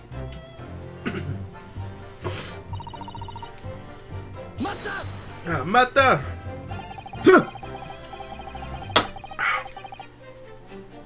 When Mr. McGundle found you, did he force you out of your hiding spot? I was right scared I was. He sat me on the opposite seat. That was where the victim, Mr. Mortar, was sitting, right? Alright, so I want to clear the air here for a moment. I am a big old dum-dum, and I don't know words before I say them sometimes. I literally thought lolly meant little girl. I'm so fucking sorry! Ugh! Did you... Oh. You should have just not said anything. We should have. I totally should have. Are you in deep shit because you yelled lolly? No, not that. Okay. Just checking. Just wanted to make sure. Let's stop this discussion right the fuck now. Let's stop it right the fuck now. My apology is the end. Yeah, Gina's like 1,000 years old, and At one point, when the coach shook suddenly, the body fell on me.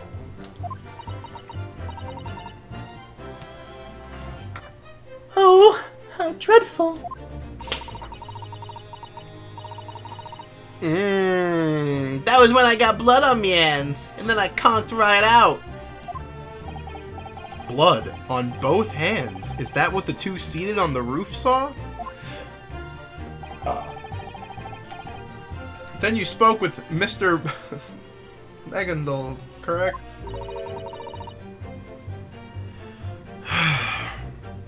He asked me a bunch of questions. Stuff like what me name was and why I was hiding. Then I heard a bloke's voice coming from above the omnibus. That would have been the two men seated on the roof, wouldn't it? Yeah, it would have been the racist and the Paul McCartney.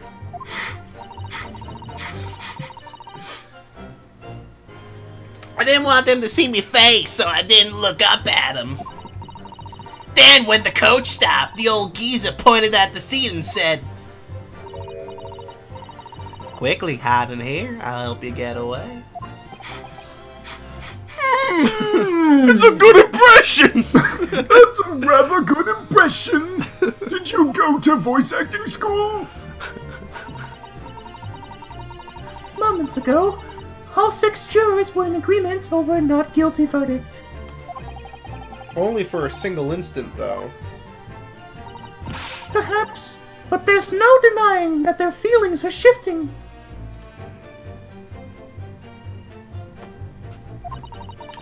That's a cute fun fact. I like that fun fact.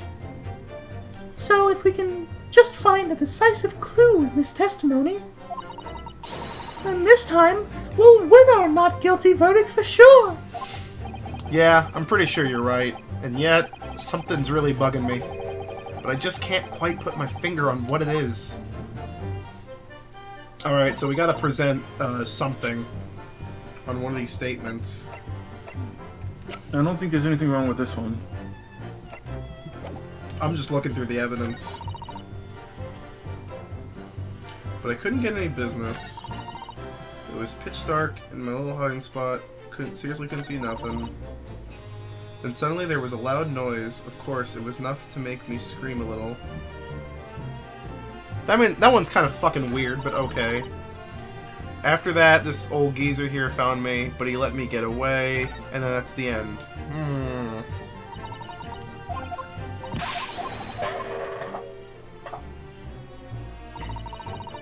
What was the loud noise? Wait, what? Was the loud noise the man slumping to the ground?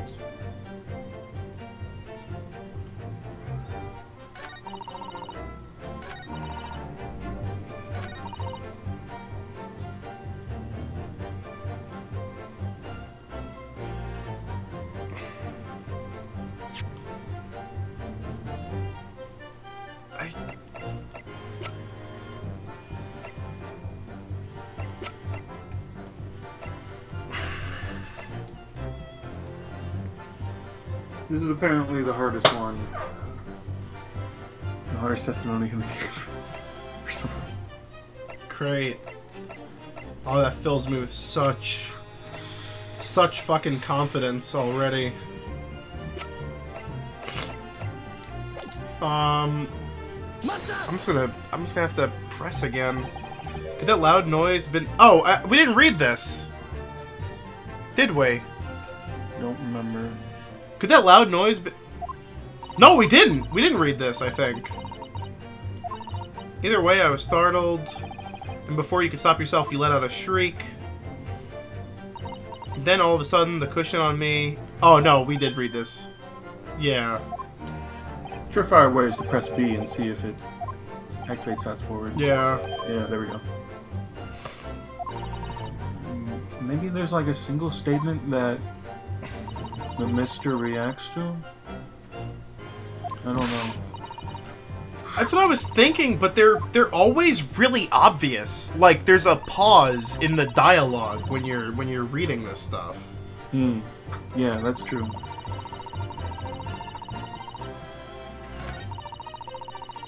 Unless you're allowed to just, I mean, the way the HUD works, you can just swap it over at any time, but I wonder if that actually would help. Maybe we should. Yeah, let's just try on something. Oh, you do? Oh my god. Okay. Yeah, it does actually take the fucking the training wheels off. Yeah, you can question without a mark. The script is prepared for it. Yeah, I guess that makes sense. It's not like it's not like it's gonna penalize you for asking. Oh no, what happens when you question him? Excuse me, Mr. McGundle. What is it, my good barrister? Did anything particularly catch your attention in that testimony? Oh, it's like a... Okay, so it's like... What the f... That was a weird 3D effect that doesn't work because it's not a 3DS. Come on, take this. It's your tip. Whoa! Whoa! I'm not your waiter, you know. Oh man, if you keep doing that on every irrelevant statement, you're gonna be fucking rich. Yeah, dude. Yeah, each character has a generic nope, nothing here section. That's what I figured. Fuck. Man. Maybe there's a statement where Magundal says something and the girl reacts. In, like, the pressing. But is there? Well, when you press it, it'll change over to another character, and then you can check the other person on the witness stand. Yeah. Let's just try this out then.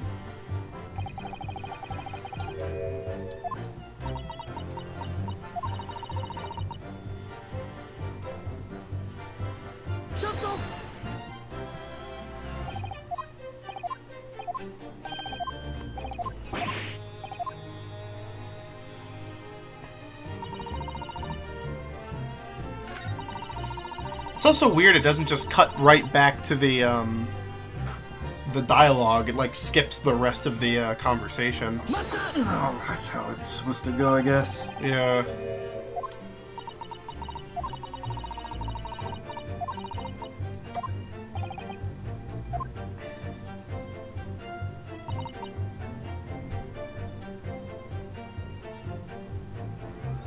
I'm glad you're taking your time, even if unintentionally. I love this music track. Yeah, it's quite good.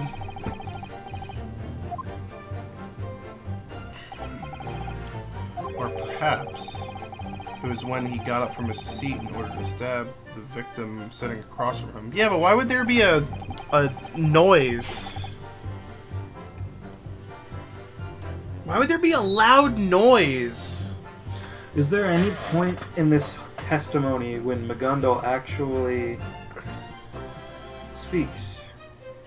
No, there isn't.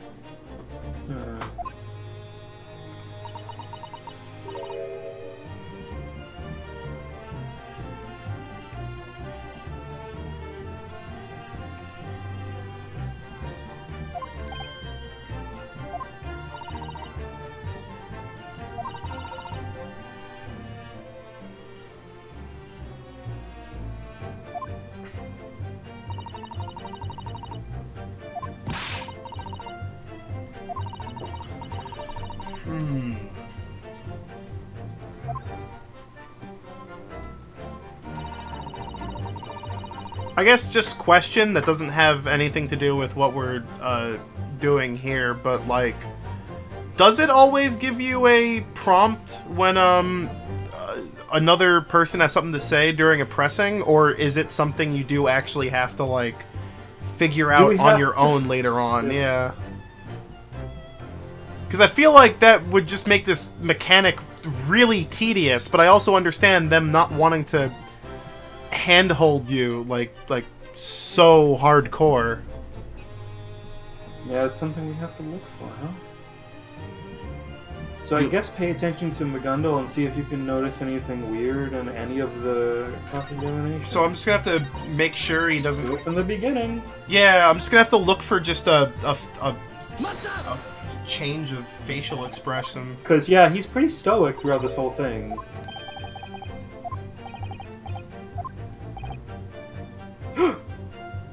Wait, no, right there, right there! Go to her! Excuse me. Did anything... Oh, no, this is just a, like, go fuck yourself. Oh, fuck. Unless they are doing something odd, there will be a marker. Yeah, that's... There will be a marker. Okay, cool. Yeah. Okay, so this mechanic isn't... Yeah, we're just gonna have to go through everything again and just look. In other words,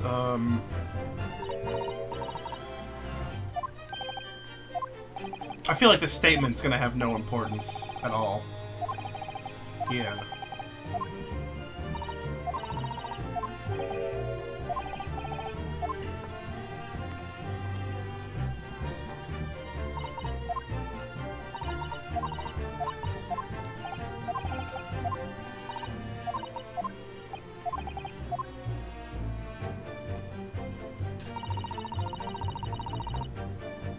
I'm just gonna move on to the statements that would I don't know, make a fucking difference. Nah, so like normally, and then let's go back. You pray.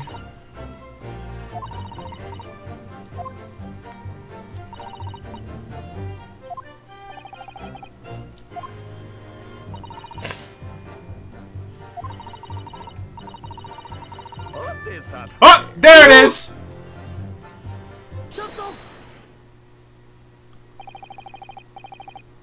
I wonder if we skipped that the first time. It must have been something that only appeared after we pressed everything else. We pressed everything, yeah. Mm-hmm. That's I what I'm think there was thinking. stuff like that in the crossover that I remember. Yeah. May I ask you a question, Mr. McGundle? I beg your pardon. What is it, my good barrister? You have to go through a whole cycle. Yeah, okay, so we're not crazy. All right, cool. Do you recall the events as Miss Lestrade described in her testimony? You appear to have been lost in thought. No. While I was listening to her, I was struck by what a horrible sight it must have been for the poor girl. In truth, I too have these memories. In my youth, I was afraid of the dark. Well, everyone was afraid of the dark once. I'm still afraid of the dark, though. At that time, to make up for my lack of vision, I would focus on my hearing so that no sound would elude me.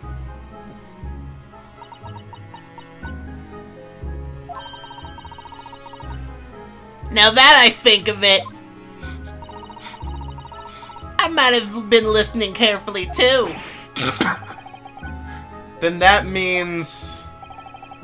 Could you have heard something? Did you hear any strange noises?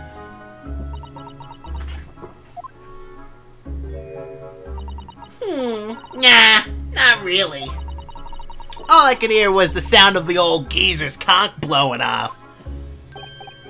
Well, it would seem I've done a terrible misdeed to this sweet young lady. Oh, that's a shame. If only she had heard something strange, it could have been a helpful clue. Yeah, it really could have.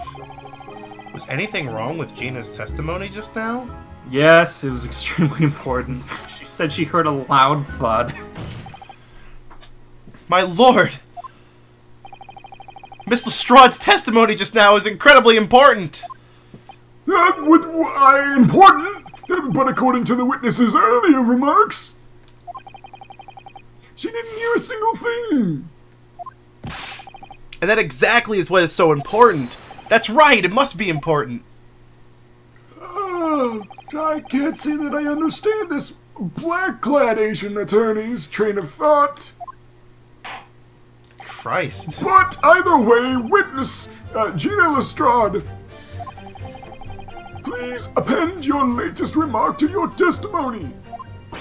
Append? What do you mean, like? Don't be using hard words on me. I won't get what you're trying to say. Good grief.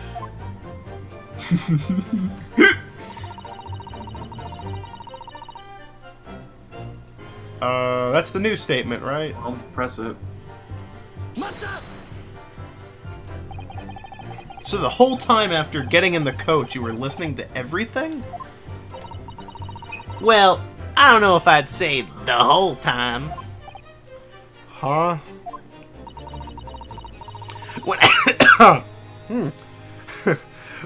When I first got in the truck, there was nobody else around. So I lifted up the cushion, looked through the coach from there. Oh, man. When I saw that geezer get in the coach, I sank back into the trunk. Then Mr. Megandal sat down on top of your head. Uh-huh, what a bloomin' tart, right? Oh. Yeah, that's what I figured. What a bloomin' tart, right? Alright, let's, oh yeah, I forgot doing that, Yeah, well, Fucks my ass, Bill Murray, yeah.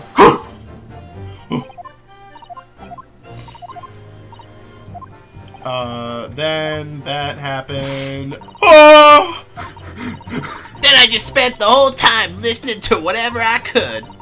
I was planning on skedaddling as soon as I heard the bloke get off. But thought the coach kept stopping, starting, and over and over. I ain't ever heard the door open once. All I could hear was the sound of the old geezer's conch blowing off. There's something about Gina's testimony just now. It's contradictory. Miss Lestrade, your testimony just now, it contains a glaring contradiction. What? Contradiction? My word! Indeed.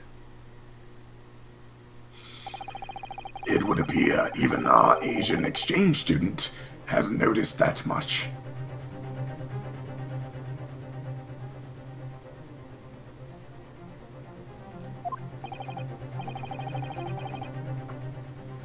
Prosecutor Van Zykes, did he notice it as well?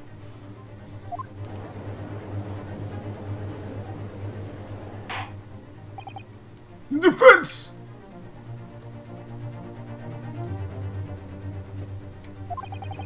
We request that you present evidence, or that you name a suspect. Yes, my lord. Now, reveal to us this contradiction you've discovered. That night, when Gina was hiding in the omnibus, she says she heard nothing other than Mr. Megandal snoring. Slap your face. However, there was something else that could have produced an audible noise. The clap of his ass cheeks. Oh, shut up. This is a 2-stage prompt. This one does matter. Shave scum!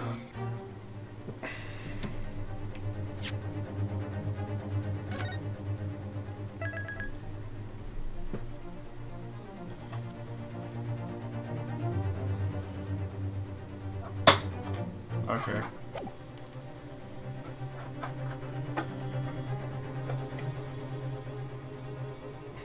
Let's see. Present evidence, present person, give up. Present person. The other passenger. Yeah, the defense will present its thoughts on the matter. That night, Miss Lestrade heard something inside the omnibus. It would have been very strange if she didn't hear something related to this person. It's gonna be the victim falling over, right? Yeah. If Mr. McGundle was really the first one on board, the pickpocket would have heard the other person come on board, and she's testified nothing to that fact. Yeah. Thrice fired mortar?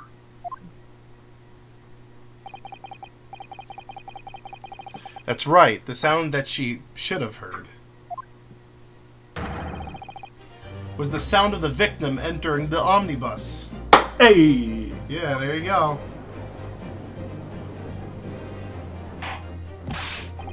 Order! Order! Attorney, what is the meaning of this? Miss Lestrade, there's something that I want to confirm with you. You were the first one to enter the omnibus, is that correct? Yeah, I was already on board while the coachman was having a munch at the pub. Arlo just posted a Breath of the Wild Zelda review with 3.2 hours? What? Why would you need 3.2 hours to What? go over a bunch of content that's all the same? Jesus Christ, it is 3 hours and 20 minutes. Or at least very Great. close to 21 I wish I could minutes. get away with posting an hour-long video. He's got 10k reviews in an hour. Well, again, as Spazzy said, he gets away with it because he's a Muppet. Then the next person who boarded was Mr. Megandal, right? Yes, when I boarded, there was nobody inside the coach. At least nobody that I could see. Oh, no. Oh, wait. No, it's a compilation of all of his reviews of it. Wait, he has more than one? Why? What? The fuck? What? Alright, everybody. When I re-review Travis Strikes Again at the end of the month, I'm just gonna re-upload the first video with an added section about the DLC. Yeah. Content. Content. Content. Gotta love that content. That's correct. I make a habit of riding the bus alone, you see.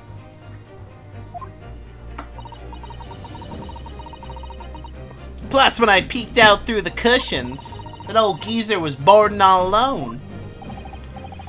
After that, you say the omnibus stopped several times, but you never heard the sound of the door opening. No mistake so far, right? Right.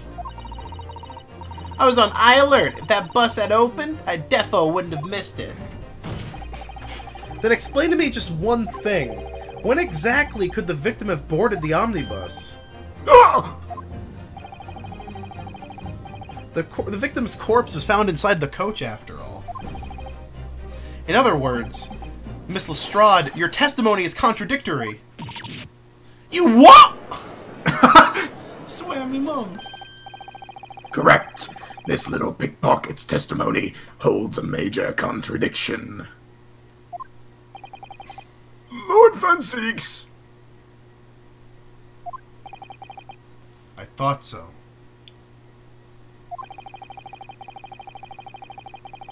The contradiction in their testimony didn't escape the prosecutor either.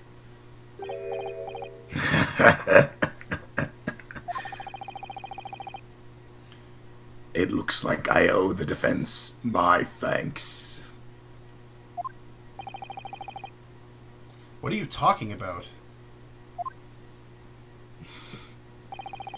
You've made it all clear now. This witness and her entire testimony. You can't put stock in any of it. She's just spouting convenient lies.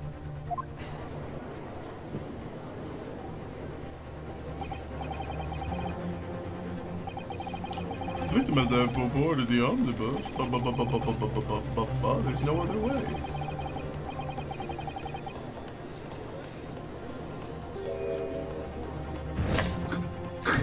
No! Don't do that. Ha! She didn't even say a word. Fuck me. We shouldn't be biased just because she's a little thief. But girls shouldn't lie either. You got that right. Foreman! I'm not going to discriminate just because she's a thief. I'm gonna discriminate because she's British. I mean, fuck. But hey, damn anyone who will lie.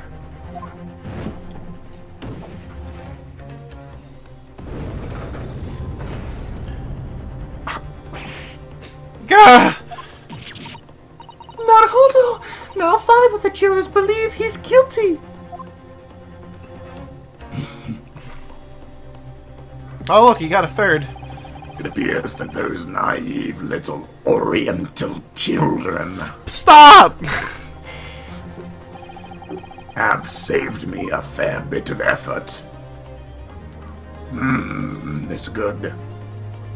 Good juice. Exquisite. I love me some fruit punch.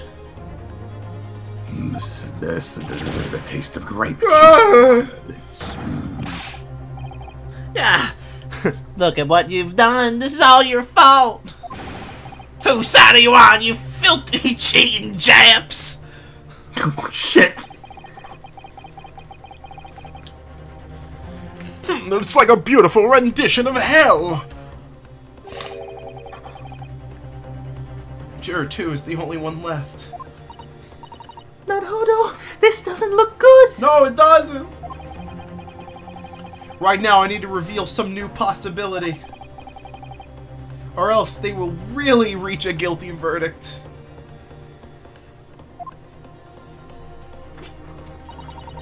I really wanted to believe in our very own celebrity. No, Mr. god damn it! Gundel.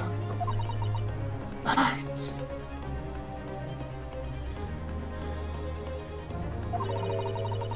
accepting the cruel truths that come with the turn of the century is part of a servant's duty. Stop.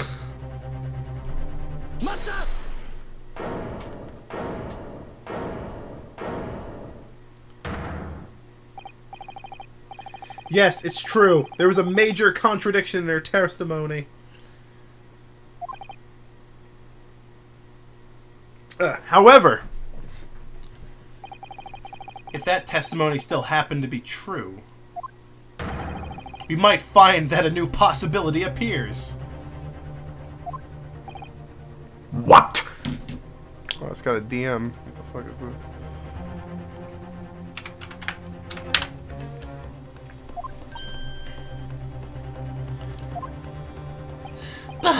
Barrister! Oh? What exactly do you mean? Defense! We won't let you stand there and try to buy time. We want to know your thoughts immediately.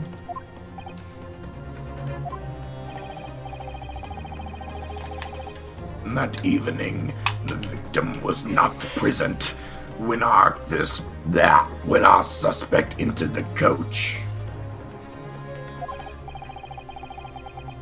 Yet, from that moment onward, this witness claims that a door was never opened. But as the facts tell us, the victim's corpse was on the floor of the coach.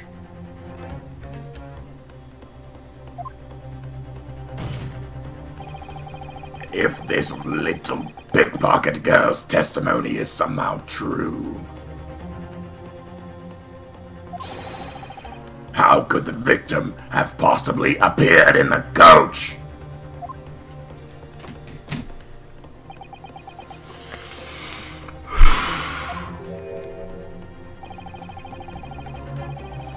The victim somehow appeared in the coach. One reasonable possibility is... It was left there? Time to save. Time to save.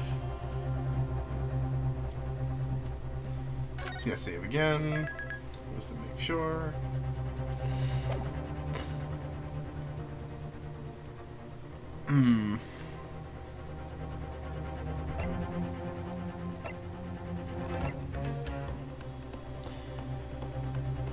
He was left there. Shit.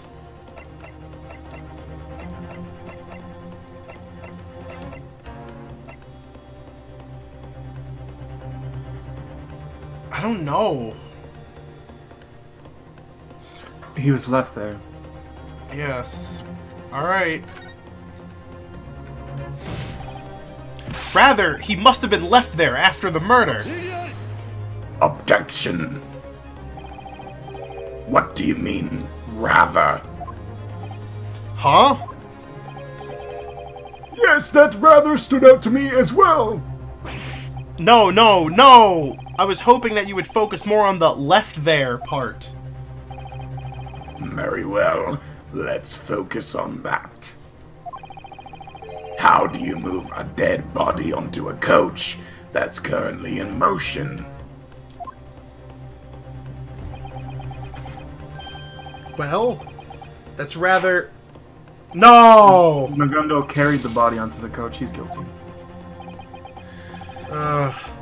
Maybe I should think again. It has to be the middle option, then. I can tell from your expression that you haven't had enough punishment. If this little pickpocket's girl testimony...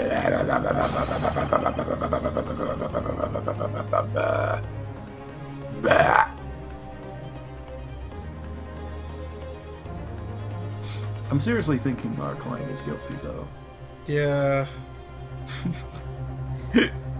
God damn it. Naruhodō can't catch a break. How could the victim have possibly appeared in the couch?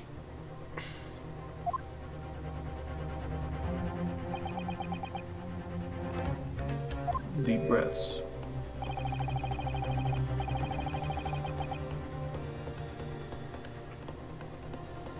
I guess he didn't use the door. That's just it, right? It doesn't make sense though. No, the window is sealed. It can't be opened. He boarded first. Is the only one. He was already dead. He falls, makes a noise. He falls, maybe. Yeah, but he's not gonna crash through the fucking skylight. Maybe the people aboard. Maybe the people aboard were accomplices? Maybe they were both in debt to him? Oh! Is the skylight open? Can the skylight be open? Oh, yeah, it's a good idea. Yeah, what? The banker dropped him through the skylight or something. Oh. That has to be it. Well, no. We have a few more chances. Can the opening be... Oh, can the window be open? Oh. Let's... I hate that the screen doesn't really... It doesn't really look it.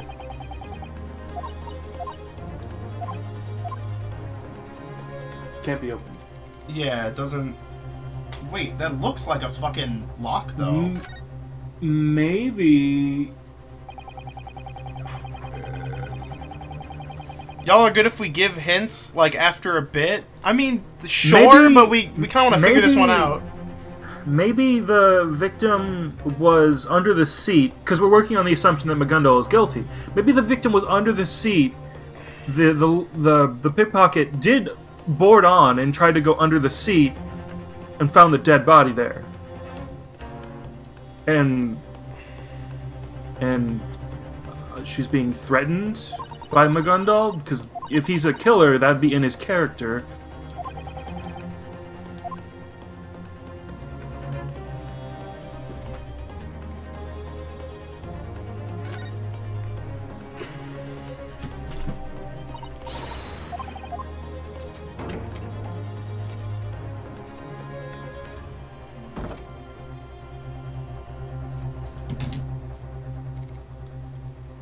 Yeah, it doesn't...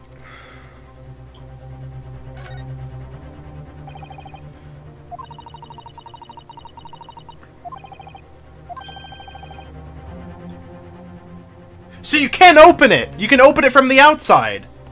So you... Oh... You just can't open it from the inside. You can open it from the outside, then. Okay, let's try that. Yeah. Okay, let's try that. Because I was under the impression you couldn't open it, but I was remembering the dialogue that you couldn't open it from the inside. Yeah. But you can open it from the outside. Keeping in mind the door never opened, there's only one possibility. We have to consider that the victim entered not through the door, but somewhere else. Oh, wait! Okay, so the reason that Magundal would even put him up on the seat is to make it seem like he hadn't been dropped. Yeah. Okay. I was beginning to wonder what dark line of logic your desperation might lead you on. Is there another place on the other seats that a person could hide? No, there's only one little cubby.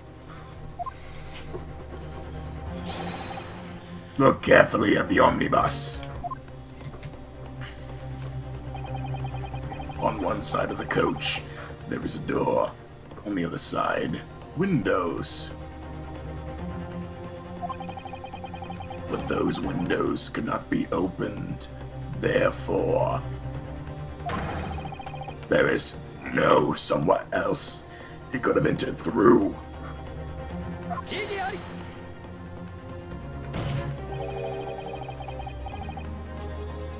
I can imagine one possibility at least.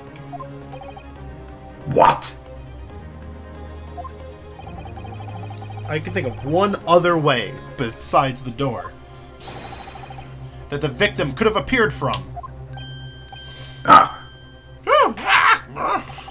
Very well. Then the court orders the attorney to show us. On the omnibus in which this crime took place. Yeah. Where could the victim have possibly entered the coach from?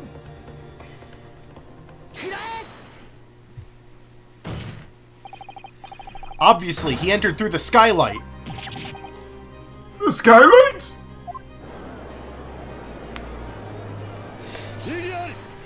Objection. I have no words potent enough to review that foolish claim. No, that makes sense, because that would explain why the door was locked. Because Magundal just wanted to sleep. And didn't want to be disturbed. So it would make sense that him falling through the skylight would not only wake him up, but also cause Gina to be like, oh, what the fuck was that? Shriek.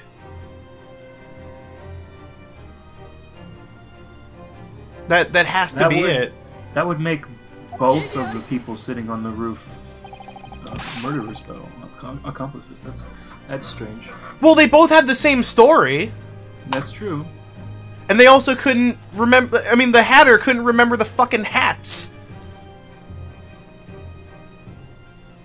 It's possible the banker did it, and the Hatter's like an accomplice. Or the Hatter was sitting in the bench in front of the banker and couldn't actually properly see, and then just was like, whoa, look at that. I wonder what an Ace Attorney game built from the ground up for the Switch would be like. We'll find out next year? Probably. If the skylight is wide enough, it should be possible to drop through it. Objection. Almost at 3-hour mark. Yep, in 10 minutes we're wrapping this up. That's not the point. You have any evidence to base your absurd outbursts on? Well, we've got the bloodstain on the floor.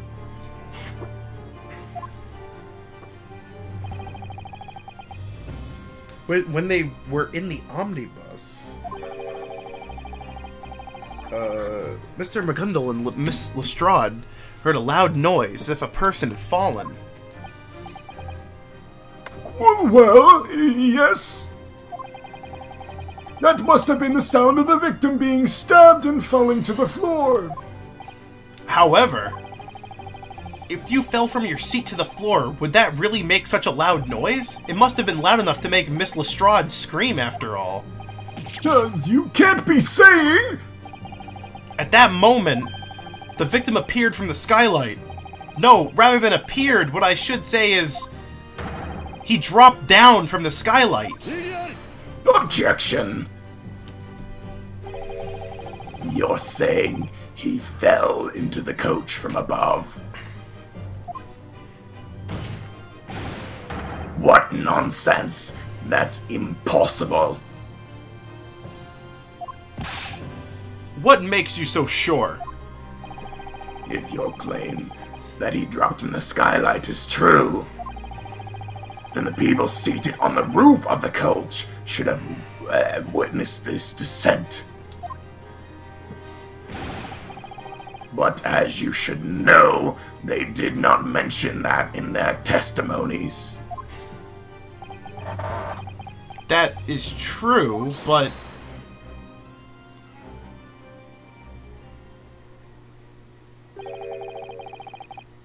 Might I interject for a moment? Oh, Mr. Mango Bowl. Certainly what Lord Van Zeek's saying is true. The two seated on the roof didn't say a word regarding the victim's descent. But if you ask me, it would be inaccurate to say that they did not mention that. You see, they couldn't mention that. Huh? It would seem those two gentlemen might have a reason preventing them from speaking the truth. Don't you feel the same way, ladies and gentlemen of the jury?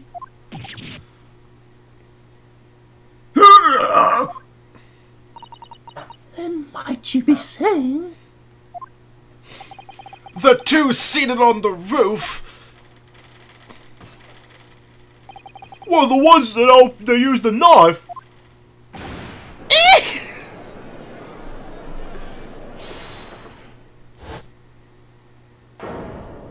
Oh, these fucking two. What in the hell do you think you're doing? The fuck? What was that just now? That's what we want to know.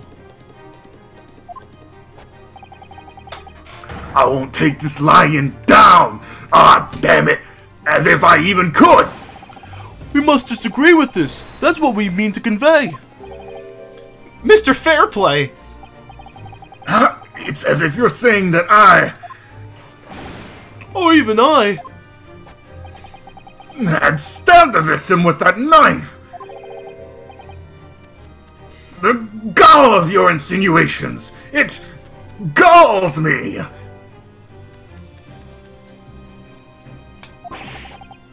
I firmly object to your accusations. Objection!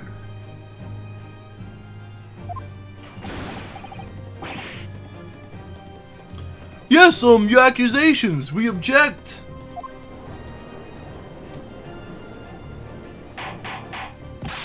Order in the court! You are those two witnesses from before, aren't you? The court will not allow unexpected witnesses on the stand. Return to the waiting room! No, keep him out! But this is far too cruel! This wounds us deeply. Surely you understand, right? My lord, might I make a proposal?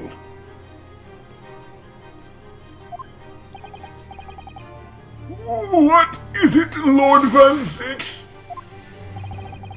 The defense was the side that ignored the rules of the court in the first place. They indicated these witnesses without basis, spitting on the idea of proper procedures. Indicted? I never meant it like that. It seems your English is lacking in practice, Japanese boy. How you guys liking this case so far? It's pretty good. I like it. We really like this game. Like so far, like we've been pretty fucking enthralled, like from start to finish. I really enjoy Mr. Vampire. Yeah. The victim dropped down from the skylight. You can't hypothesize that without first positing that the passengers on the roof were involved. Thus, you branded their testimony a lie and came to the conclusion that they're criminals. That is an unjust declaration here in Great Britain.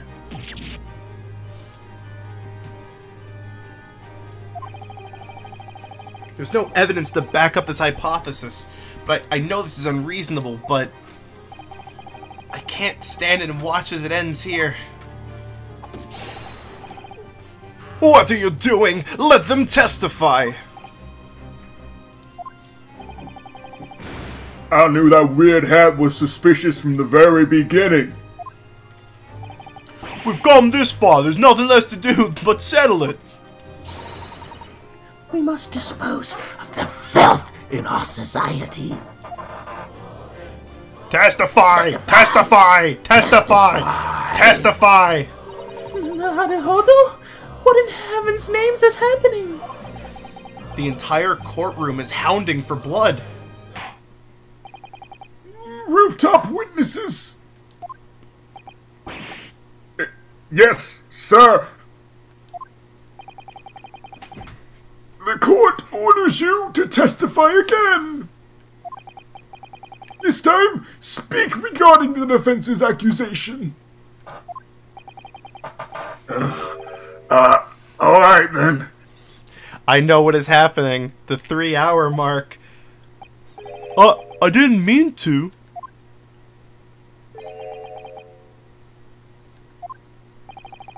There's no more time to think. All I can do now is press on. Yup, and that is where we are. Well, we'll read this and then we'll fucking pause and actually no, we can just pause. We can just save it right here. Look at that. Just pause right now. Right on the dot too. Right on the fucking 3-hour mark. That's when perfect. we come back next week. We're gonna do rebuttal to the accusation. Whoa. Wow, that's fucking amazing. That's some really great timing. Good timing. Good timing. Good timing. Good. Well, this is the part where we do all the little things where we say our words. Yeah, it's been going good so far. Thank you to the super page for the Duke of Dorks. Yeah, thank you all for joining us. Of course, thanks to the Duke of Dorks for being the super patron, but of course also special thanks to the Scarlet Study for translating this fucking game and doing such a swell job of it. We love it. We will try to do Saturday next time. Yeah, next time we'll be Saturday right on schedule again. Yeah, we were having some things yesterday. Yeah. So yeah. Have a good one, everyone. Good night. Come on, blimey!